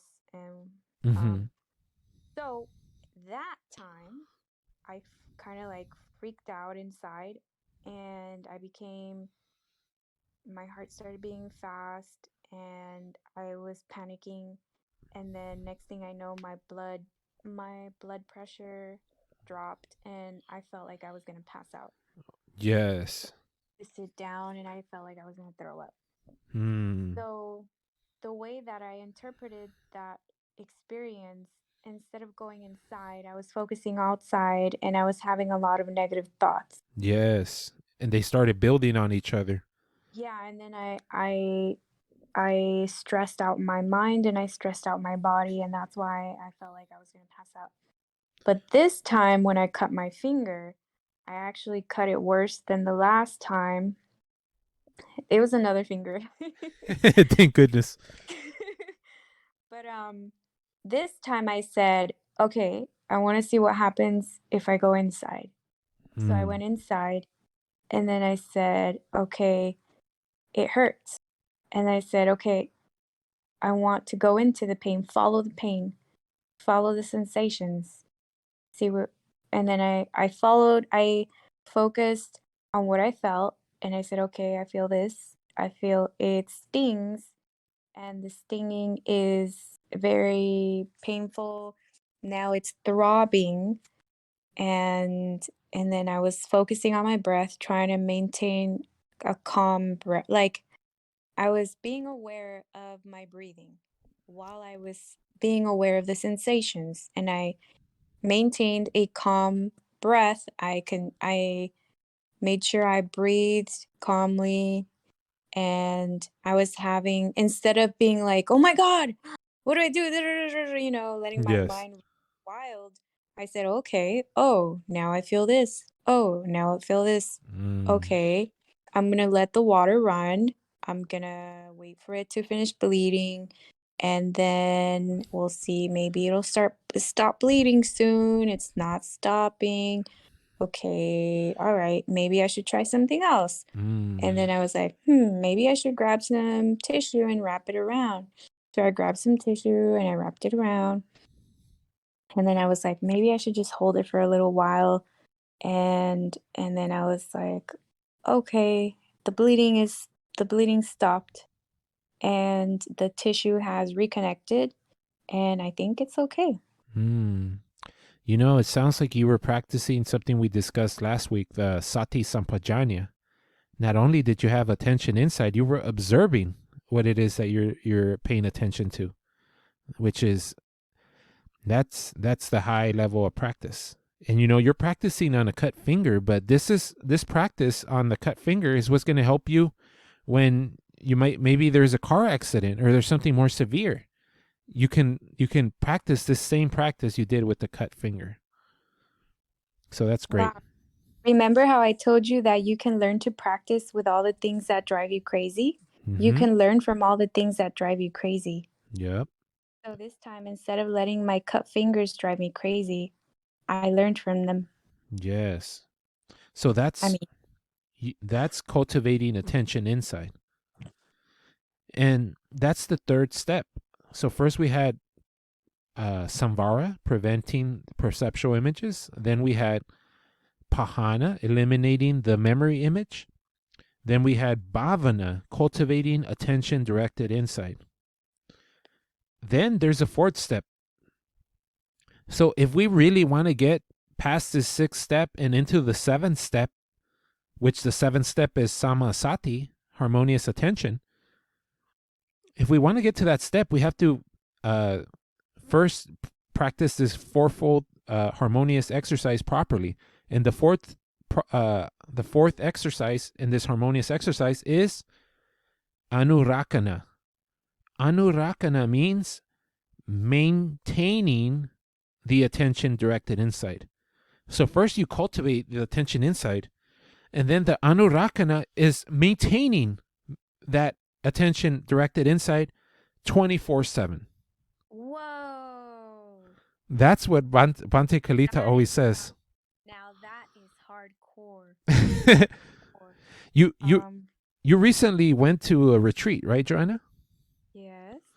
So when the layperson is on a retreat, they're living like a monk, like a nun, like a bhikkhu or bhikkhuni.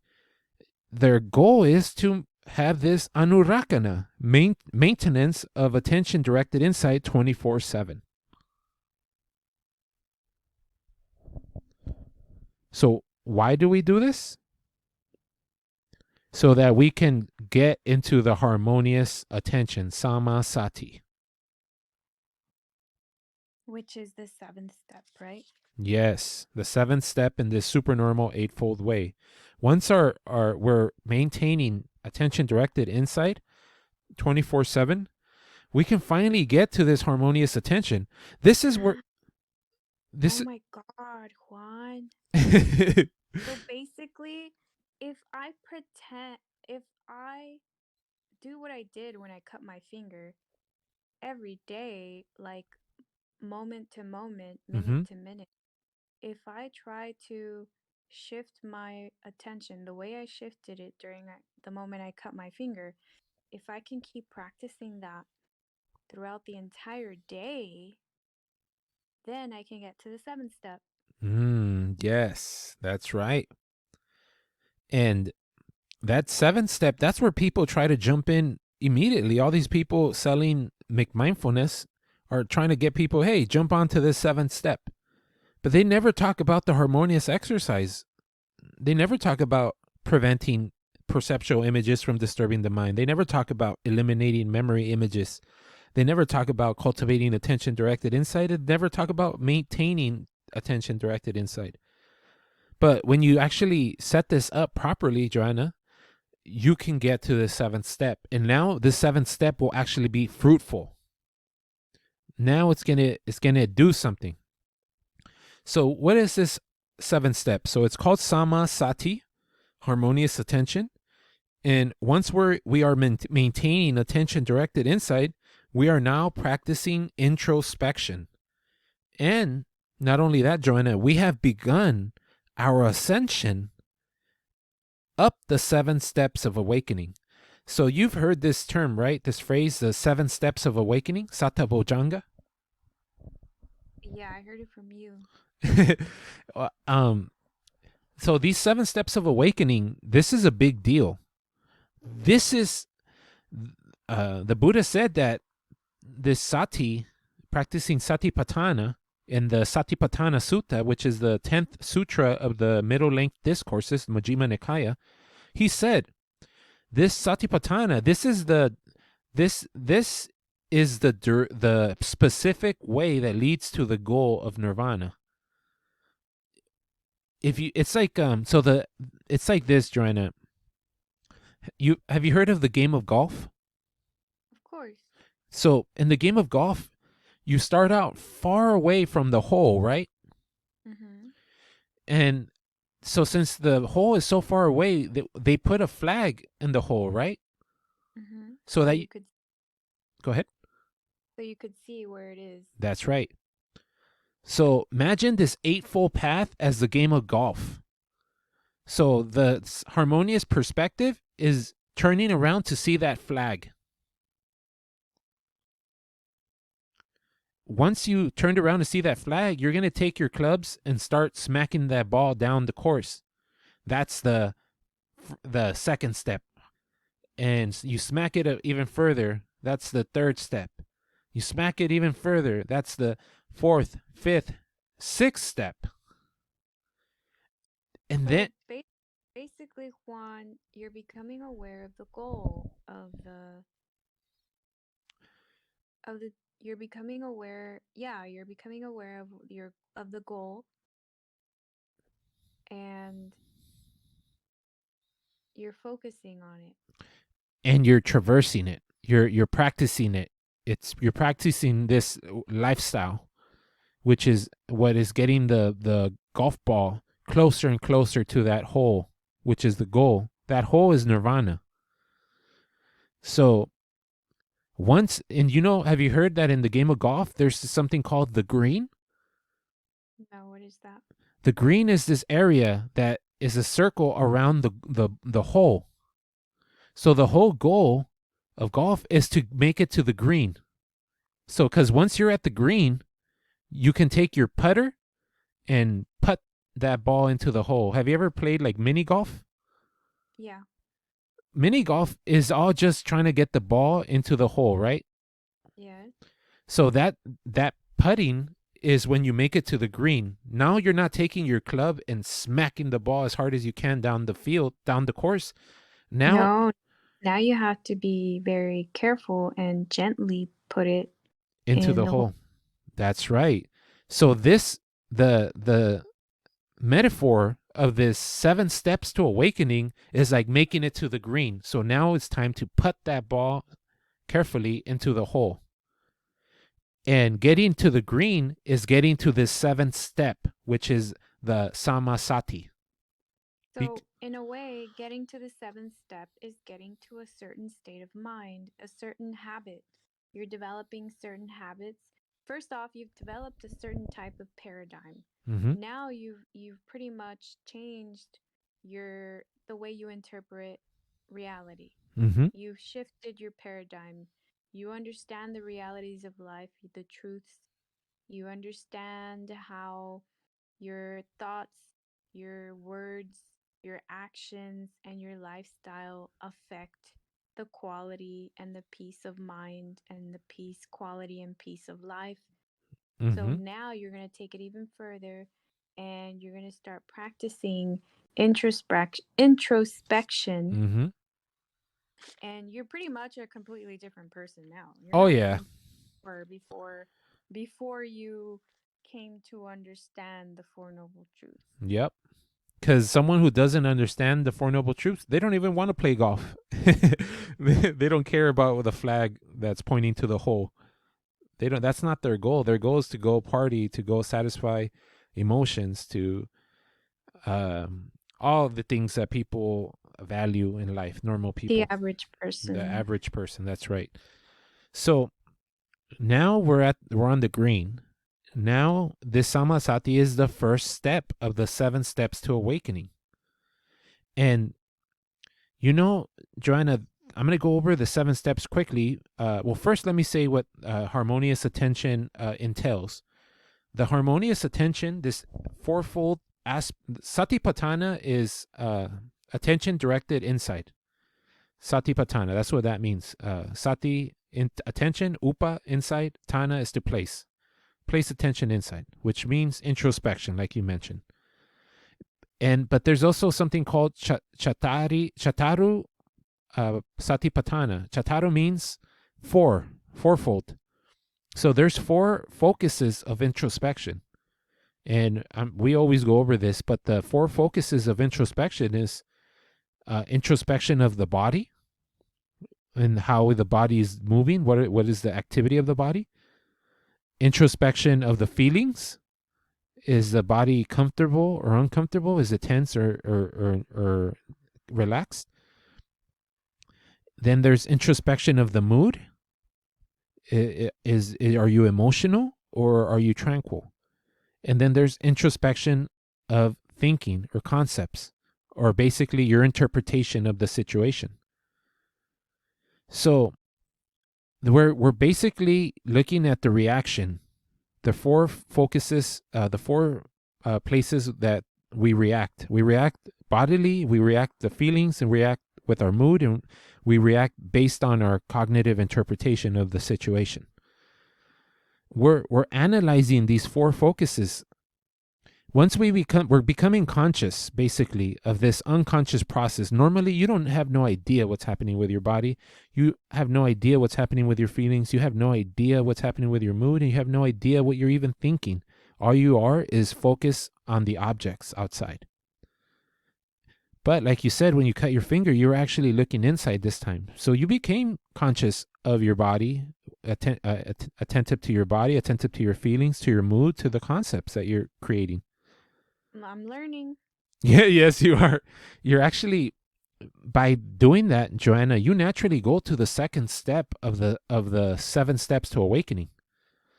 The second step of the 7 steps to awakening is Dhamma. Oh, I'm sorry. So the first step of the 7 steps to awakening is introspection. The second step is Dhamma Vichaya.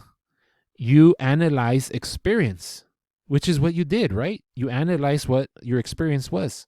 Yes. So when you analyze your experience, that means you became conscious of your experience. When you become conscious of your experience, that leads to the third step, Joanna, which is virya.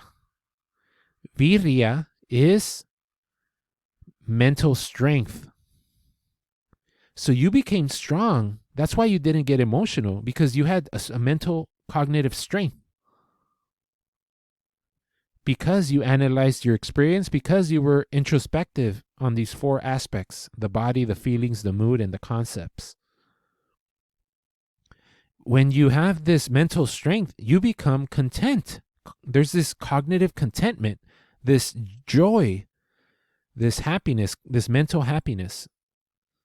It's similar to mudita when we talked about the 4 Brahma Viharas. You get this cognitive contentment, this mental happiness. And when you have this cognitive contentment, that's the 4th step of the 7 steps of awakening. It goes to the 4th step, which is, the fifth step, which is passaddhi. Passaddhi means your body becomes relaxed. So that means you became attentive to the four focuses of introspection: the body, the feelings, the mood, the concepts, which allowed you to analyze your experience and become fully conscious of your unconscious process, which allowed you to become cognitively strong, gain mental strength in order to, so that the emotions don't overpower you. And because now you have control, not the emotions, you become cognitively content. And because you're cognitively content, that means you have this mental happiness. Now your body feels extremely relaxed. When you remember, you mentioned that lady who was having mental issues with the anxiety, and that's causing her body to deteriorate. Yes. Now it's the opposite. Now you have this cognitive contentment, this mental happiness, and that's allowing your body to feel extremely relaxed. That's the passaddhi. So this started with the seventh step of the Eightfold Path, Samma Ditthi, right? Yes, the harmonious attention. That's right. This harmonious attention built a bridge. This bridge is called the seven steps of awakening. It went from the sati, to the Dhamma Vichaya, analyzing experience, to the virya, the cognitive strength, to the piti, the cognitive contentment, to the passaddhi, the extreme physical relaxation. This bridge is leading to the last, quote unquote, the last step of the Eightfold Path, step number 8, which is samadhi. So, Joanna, samadhi is the 8th step of the Eightfold Path, but it's also the 6th step of the 7 steps to awakening. Does that make sense? Basically, you're saying that there's more than 8 steps. Well, there's actually 10 steps. There's a secret menu. Like, you want animal style fries? That's in the secret menu. Yes, or like the Starbucks secret menu. Hey, there's a Starbucks secret menu? I didn't know. We're going to have to talk about that right after the show. But yeah, so this samadhi, which is Samma Samadhi, is the 8th step of the Eightfold Path. But there was a bridge that happened between the 7th step, Samma Sati, to the 8th step, Samma Samadhi. And that bridge was in the form of the 7 steps to awakening, Sata Bojjhanga. Because it went from sati, attention, to virya, to Dhamma Vichaya, analyzing experience, to virya, cognitive strength, to piti, cognitive contentment, to passaddhi, physical relaxation. And when the cognitive portion of your experience is content and happy, and the physical portion of your experience, the body, is relaxed, that automatically leads you into samadhi, this mental equilibrium. Normally, samadhi, Joanna, is called concentration. But there's at no point in this description, in these 2 hours we've been speaking, at no point did we ever use the word concentration, right? Nope. Because concentration means you're exerting effort to the point where you become tense. I don't think I've ever met someone who likes to concentrate. Concentrating doesn't feel good. Concentrating leads to the hypnotic trance, because your body can only deal with this. Because when you're concentrating, you're cultivating attention, not I'm not saying you're cultivating attention. You're cultivating awareness. No, wait, yes, you're cultivating awareness. But what I'm saying is, when you're concentrating, you're not cultivating attention, one word. You're cultivating attention, 2 words. Does that make sense? You're creating a physical tension. That's right. Thank you. Thank you for helping me. You're creating a physical tension. That's right. And so this is not concentration. Because if we look at the 7 steps of awakening, this bridge from the 7th step to the 8th step of the Eightfold Path, it went from attention, analyzing experience, cognitive contentment, physical relaxation, So, Yes. and Which is nowhere near physical tension. that's right. That's why we do not like to use the word concentration, Mm-hmm. because it's actually the opposite. It is creating a physical relaxation, not a physical tension. And that's why we don't want to use the word concentration. Hell And yeah. and again, when it comes to understanding this, the language of science, the words are very, very important. This is what I've learned from you, Juan. You are very specific with your words because the details when it comes to the words we use are so important. And again, this is an example when it comes to the explanation of this concept that you're trying to describe. We do not use the word concentration because it is that word is connected to a state of tension. That's right. Sadhu, sadhu, sadhu. Perfectly said. Oh man, you make me very proud. Um, so now we're cultivating, instead of concentration, we're cultivating a mental equilibrium. So that's what Samma means, equilibrium, and D is from the mental aspect, this mental equilibrium, which what really that means, Joanna, in plain words, it means that your reason, your thinking aspect, and the mood, which is normally emotional, now they're usually in conflict, vichikicha. Now they are unified in harmony. That's right, harmony. So remember we talked about Freud and how Yeah. he talked about the id and the ego Mm-hmm. and the superego. The Yes. superego was the conscience or the moral compass. The moral compass is always fighting with the id, and it's up to the ego to try to bring harmony to solve this conflict. But if your ego can't solve this conflict, then you get neurosis, you get these mental illnesses. Well, here we realize that you cultivate attention, which gives you analyze experience, which gives you cognitive strength, which gives you cognitive contentment, which makes your body physically relaxed, which allows you to unify your mind and go into this mental equilibrium. Oh Now, my gosh, Juan. yes. So So, mhm, basically, you are strengthening your mind with wisdom and understanding. mhm, and And that peace creates peace in your mind, because if you understand the way things work, if you have complete confidence, you don't have all these doubts and conflicting ideas in your head wasting energy. So you have peace in your mind, and this gives you energy to practice on other things. that's right. That's exactly right.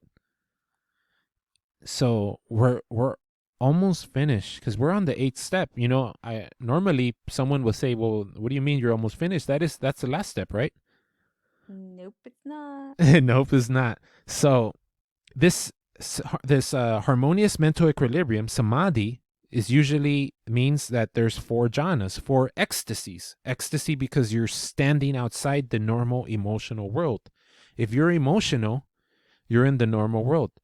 If you temporarily at least give up the emotions completely, where you get cognitively content and physically relaxed, and you feel this extreme peaceful feeling, you go into what is called the jhanas, which is standing outside of the normal emotional world, which is an ecstasy. And yes, it's ecstasy because you have this extreme mental happiness, this cognitive contentment, and you have this extreme physical comfort and relaxation. But you also have your thinking, questioning, and answering. That's the first jhana. And your mind is unified. Your thinking and mood is unified because the mood is not disturbed. So when it's not disturbed, it is unified with your thinking. So you go into the first jhana, and then you want to get even more peaceful and go into the second jhana by giving up the thinking, questioning, and answering.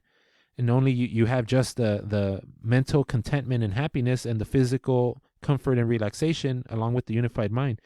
But then you want to get even more peaceful. So you go into the third jhana.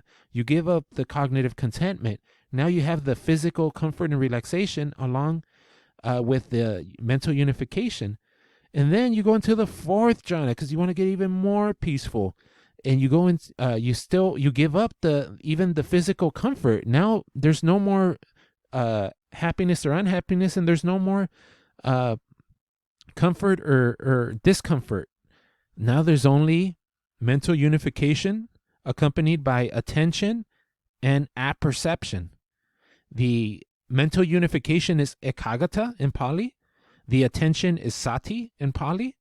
And the apperception is upekkha. Apperception, once again, Joanna, I know you know already. We went over this in the last few episodes. Apperception means perceiving the process of perception as opposed to perceiving the object outside or that we interpret as outside. Yes. The normal way of perception is perceiving an object. The supernormal way of perception is perceiving the process of perception, which means that that's the first four jhanas. The first four jhanas are the image realm, the image dimensions, meaning these are all based on a mental picture. But then once you're cultivating attention and apperception, you're starting to focus your attention and your mental ability towards perception, trying to break down this process of perception. Then you leave the image realm, the realm of pictures, and you go into the dimension that is imageless, and it's fourfold. We've gone over this, I believe, in one of our conversations, Joanna. Yeah. When you're no longer seeing pictures, means you're no longer seeing objects. And when you're no longer seeing objects, that means you no longer have feelings of pleasure or pain. And when there's no objects, then all you perceive is infinite space. So you go into the imageless realm, where the first of the four imageless realms is infinite space. But then you realize, hey, I'm perceiving infinite space. That means there's still perception. There's perception happening. So then you go even deeper into the dimension of infinite perception. And you get blown away because you're like, oh my God, all there was this whole time is only perception. I think we had a Zoom meeting and Dave, he said to me, oh, well, all there is perception. Well, of course, yeah, because we're talking about experience. Perception is experience. Yes, all there is perception. But when you realize that all there is perception, you realize there really is nothing, which is what I was saying to Dave. When you realize all there is perception, then you realize there is nothing, because everything was created by this process of perception. And when you realize that there is nothing, you go even deeper into the dimension of infinite nothingness. And then you realize that, oh man, you're in that dimension of infinite nothingness, and you want to, but you still know that there's still mental activity happening. So you're like, well, let's go deeper. Let's reduce this experience even more. And you go into the dimension of neither sensation nor no sensation, which just means that you're not sure if you're even perceiving a sensation or not. You're not sure. And that is the threshold of consciousness, the threshold of mental activity. Meaning that if you go beyond this point, all mental activity stops. But that's what the Buddha did. All his teachers knew only up to this point. But the Buddha went further. The Buddha went and turned off his mental activity completely. He went into the dimension of neither sensation nor no sensation, which is insentience. Insentience, it means that there's no sensation, no feeling. And normally we would call it unconsciousness. The normal translation that the people who translated the sutras incorrectly, they call it ignorance. But ignorance means there's still mental activity to ignore this. But there is no mental activity here. So that's why we call it insentience or unconsciousness. You're literally not conscious. There's no mental activity. This is deeper than just being unconscious sleeping. When you're sleeping, you still have mental activity. Here, there is no difference between you and a dead body. The only difference actually is that there's metabolism and there's body heat still. Whoa. I think, Juan, the first time I heard you explain this, I told you, wow, it's like if the Buddha literally like slowed down his mental process. Yep. He not. Mhm. He brought it, he like slowed it down, because that's pretty much what you're doing when you're meditating. Yep. You're going inside, you're closing your eyes, going inside, becoming aware of the mind, your thoughts, your body, the breath body, body sensations, and sound stimulations, physical stimulations. You're becoming aware of this, and subconsciously, you're pretty much slowing down your thought process. Mm-hmm. And he slowed it down to the point where it actually stopped. Just like a car that is running, it's turned on, the motor is running. Turned off the computer. He turned off the computer. It's even better analogy. Perfect.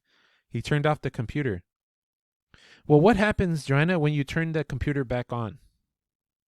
It has to reboot. That's right.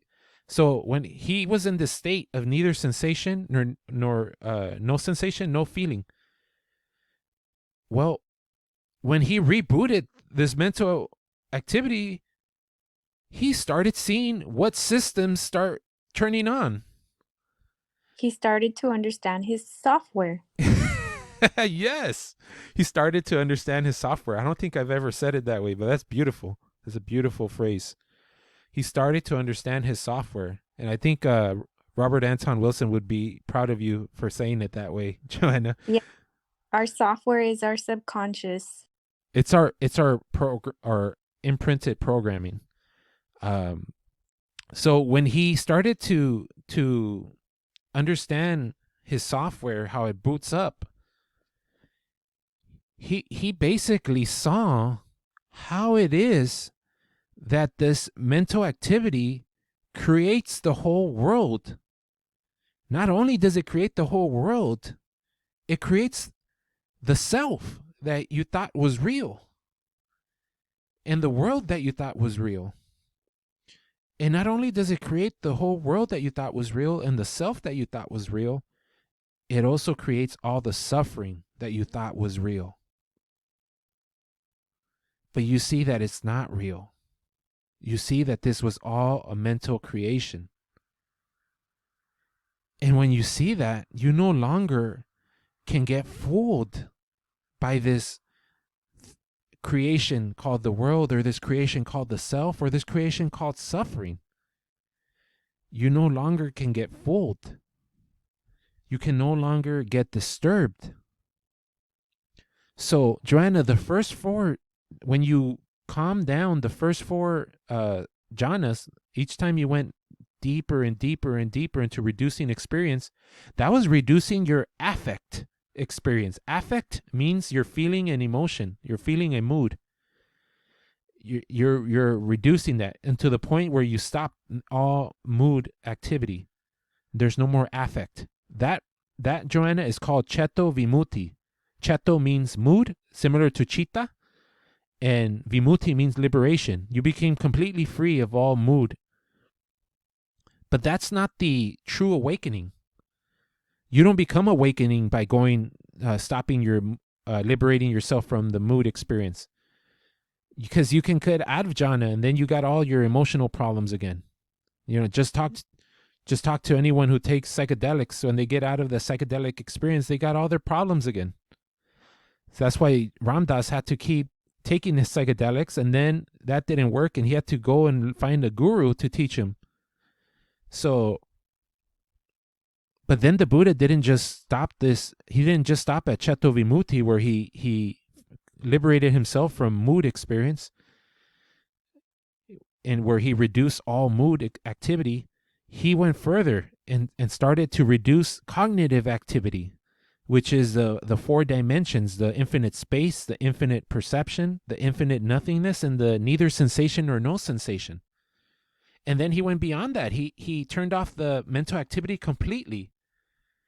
And when he turned it back on, or he didn't do it consciously, it just turned back on, it rebooted, and he started understanding his software. He understood, oh my God, this, he probably didn't say, oh my God, but he's like, this experience that where I thought the world was real, the self was real, and all the suffering was real is all a mental creation, a mental construction.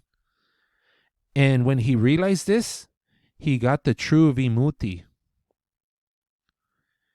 So the next step and the secret menu of the Eightfold Path is, the ninth step is vijja, Samma Vijja. So vijja means fully conscious, fully conscious. To be fully aware of pretty much how your brain works. To have a complete understanding of how your mind works. Yes, complete understanding, complete comprehension. So understanding is intellectual, but comprehension, it goes even further than just understanding. You experienced it. You comprehend completely, complete understanding, like you said. Have a panoramic view. A panoramic penetration. Absolutely. So becoming fully conscious, that means that now that there's fully conscious mental, verbal, and physical behavior, that means that you're completely conscious of paticca samuppada. Paticca samuppada is the 12 steps and the sequence of how experience is created. So it starts unconsciously. It starts with no sensation, no feeling. Out of nowhere, the mind starts constructing, which is what he noticed when he came back from neither sensation nor feeling. When there was no sensation nor no feeling, he started his mental activity rebooted, and from insentience or unconsciousness came mental construction. And then he saw that from mental construction came perception. And then he saw that from perception comes the name and the image, naming an image. And then he saw that from the name and the image comes the sixth sense information. And from the sixth sense information comes cognition. You cognize all the information and what you have interpreted or perceived through the senses. And then from cognition comes the feeling. Based on your cognitive interpretation, there's a feeling that is derived. And then based on the feeling, there is an emotional reaction. And then based on this emotional reaction, there's a personalizing of this emotional reaction, the feeling, the cognition, the six senses, the name and the image, the perception, and the mental construction. You're personalizing everything. You're basically personalizing this organism. And from personalizing this organism, now you think you exist because I am this organism. And because you think you exist, I am this organism, now you think the environment is the world. Now that also exists. And because there's existence, that means you're pointing to this organism that this is me. Now the past of the organism is your past. Now the past of the organism is birth. Now you were born. And now the present of the organism is the aging process, the decay process. That's now you're aging. And the future of the organism is death. That means you're going to die because you think you are this organism. You think you exist. And that's what's causing all the suffering. Well, the Buddha, because he went through this reduction of affect, of feeling and mood experience, and he went through the reduction of cognitive experience to the point where he stopped all mental activity and then rebooted and started seeing how this mental activity kicks off and starts, and every step of the way, all the way to the mood experience restarting, he realized this paticca samuppada, this antecedental concurrence, how based on all these antecedents that happen concurrently at the same time, how we create the self, how we create the world, and how we create all the suffering. And this is what is the Vijja. He became fully conscious of this process. And this Vijja was what allowed him to go through, this is what allowed him to go to the last step, which is Vimutti, which is liberation. But this time is not liberation of the mood. This time is liberation through full comprehension, liberation through wisdom. And this liberation through full comprehension means that he will never, ever become fooled by the thinking process again. He'll never, ever use his thinking process incorrectly again. He'll never, ever become deluded again. And if you never, ever use your thinking process incorrectly again, if you never, ever become deluded again, you'll never, ever, ever become emotional again. Because all emotions come from the cognitive interpretation. That's what the cognitive psychologists understand. So this last step, Vimutti, is Panya Vimutti. Panya Vimutti means the real Vimutti, the real liberation, which, now that you're fully conscious, we will never create an emotional disturbance through the cognitive process again. This is the imperturbable serenity of mind. Imperturbable because it will never, ever be perturbed again. It will stay serene forever. This is nirvana. That is the goal. That is the goal. That is the goal of the holy life. That is why people go from home into homelessness, so that they can practice this 24/7, so that they can go beyond the first 5 steps of the Eightfold Path and start doing the harmonious exercise, the harmonious attention, and the harmonious mental equilibrium, so that they can experience this fully consciousness, which is the Vijja, and they can experience this Panya Vimutti, which is a Vimutti, the true Vimutti. And Juan, again, once a person reaches this state of mind, again they are changed. Again they become transformed. They are not the same person they were at the 7th step.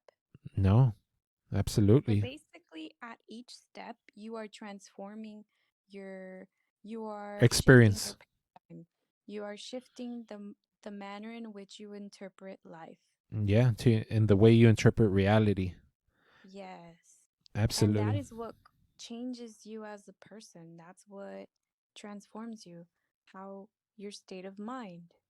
That's how Prince Siddhartha became the Buddha, which means he became awakened. We are all asleep. And if you're listening to this podcast, and especially if you made it to this to the end of this podcast, you know that there is value to be waking up from the dream of existence. Waking up from the dream of existence means never becoming disturbed again, no matter what conditions, what worldly conditions might happen. If someone is cutting your head off, you'll never become disturbed again. So Juan, would you say that basically to start practicing awareness is to start developing and cultivating your understanding, the understanding of one's mind, and the end goal of cultivating the awareness of one's mind is nirvana. Yes. Yes, which comes from full comprehension of reality. Wow. So that took us about 4 hours, Juan. Yeah, hey, we cut 4 hours. What was that? Was it 4.5 hours? Last time it was like 4.5 hours. This time, according to my recording, it's 2 hours and about 40 minutes. So we Oh, that's not too bad. Yeah, we did a good time. We shaved it down. Awesome. I'm sure I'll have to give this talk on the Eightfold Path again to other people one day, and maybe I'll shave it down to an hour. That's my goal, to shave it down to an hour. All right. Well, thank you, Joanna, for going on this journey with me. I'm really passionate, which, anti. What is that about you? I'm very. Thank you. My pleasure. There's nothing more important or more valuable to me than the Dhamma, and I think this is the true essence of the Dhamma, is understanding the Four Noble Truths, the fourfold supernormal reality, understanding the supernormal eightfold way, and understanding the Paticca Samuppada. If you understand this, you're going to be a Buddha. If you penetrate this, you're going to be a Buddha. Juan, remember when I was listening to you explain this to me, I was like, wow, Juan. I was like, Juan, I feel like you're telling me the secrets of the world. Yep. And then you started laughing and you're like, that's exactly what I'm telling you. Yes. I do remember. You were like, I think you're telling me the secrets of the universe. And I'm like, that's exactly right. That's why they call this the Tiratana, the triple gem. There's nothing more valuable. Even the gods, the angels, the aliens, and the centers of the galaxies come to see the Buddha, so they want the secrets too. They're, no matter how successful or pleasant your life is or your experiences, you want to be free from all suffering. Yes. Thank you so much, Juan. My pleasure. Thank you for coming on this journey with me. I guess we'll end it here. Any last words, Joanna? Yes. Sadhu, sadhu, sadhu. Thank you. I want to say, instead of shout out, homage to all my teachers. This is not me talking. I'm just a parrot.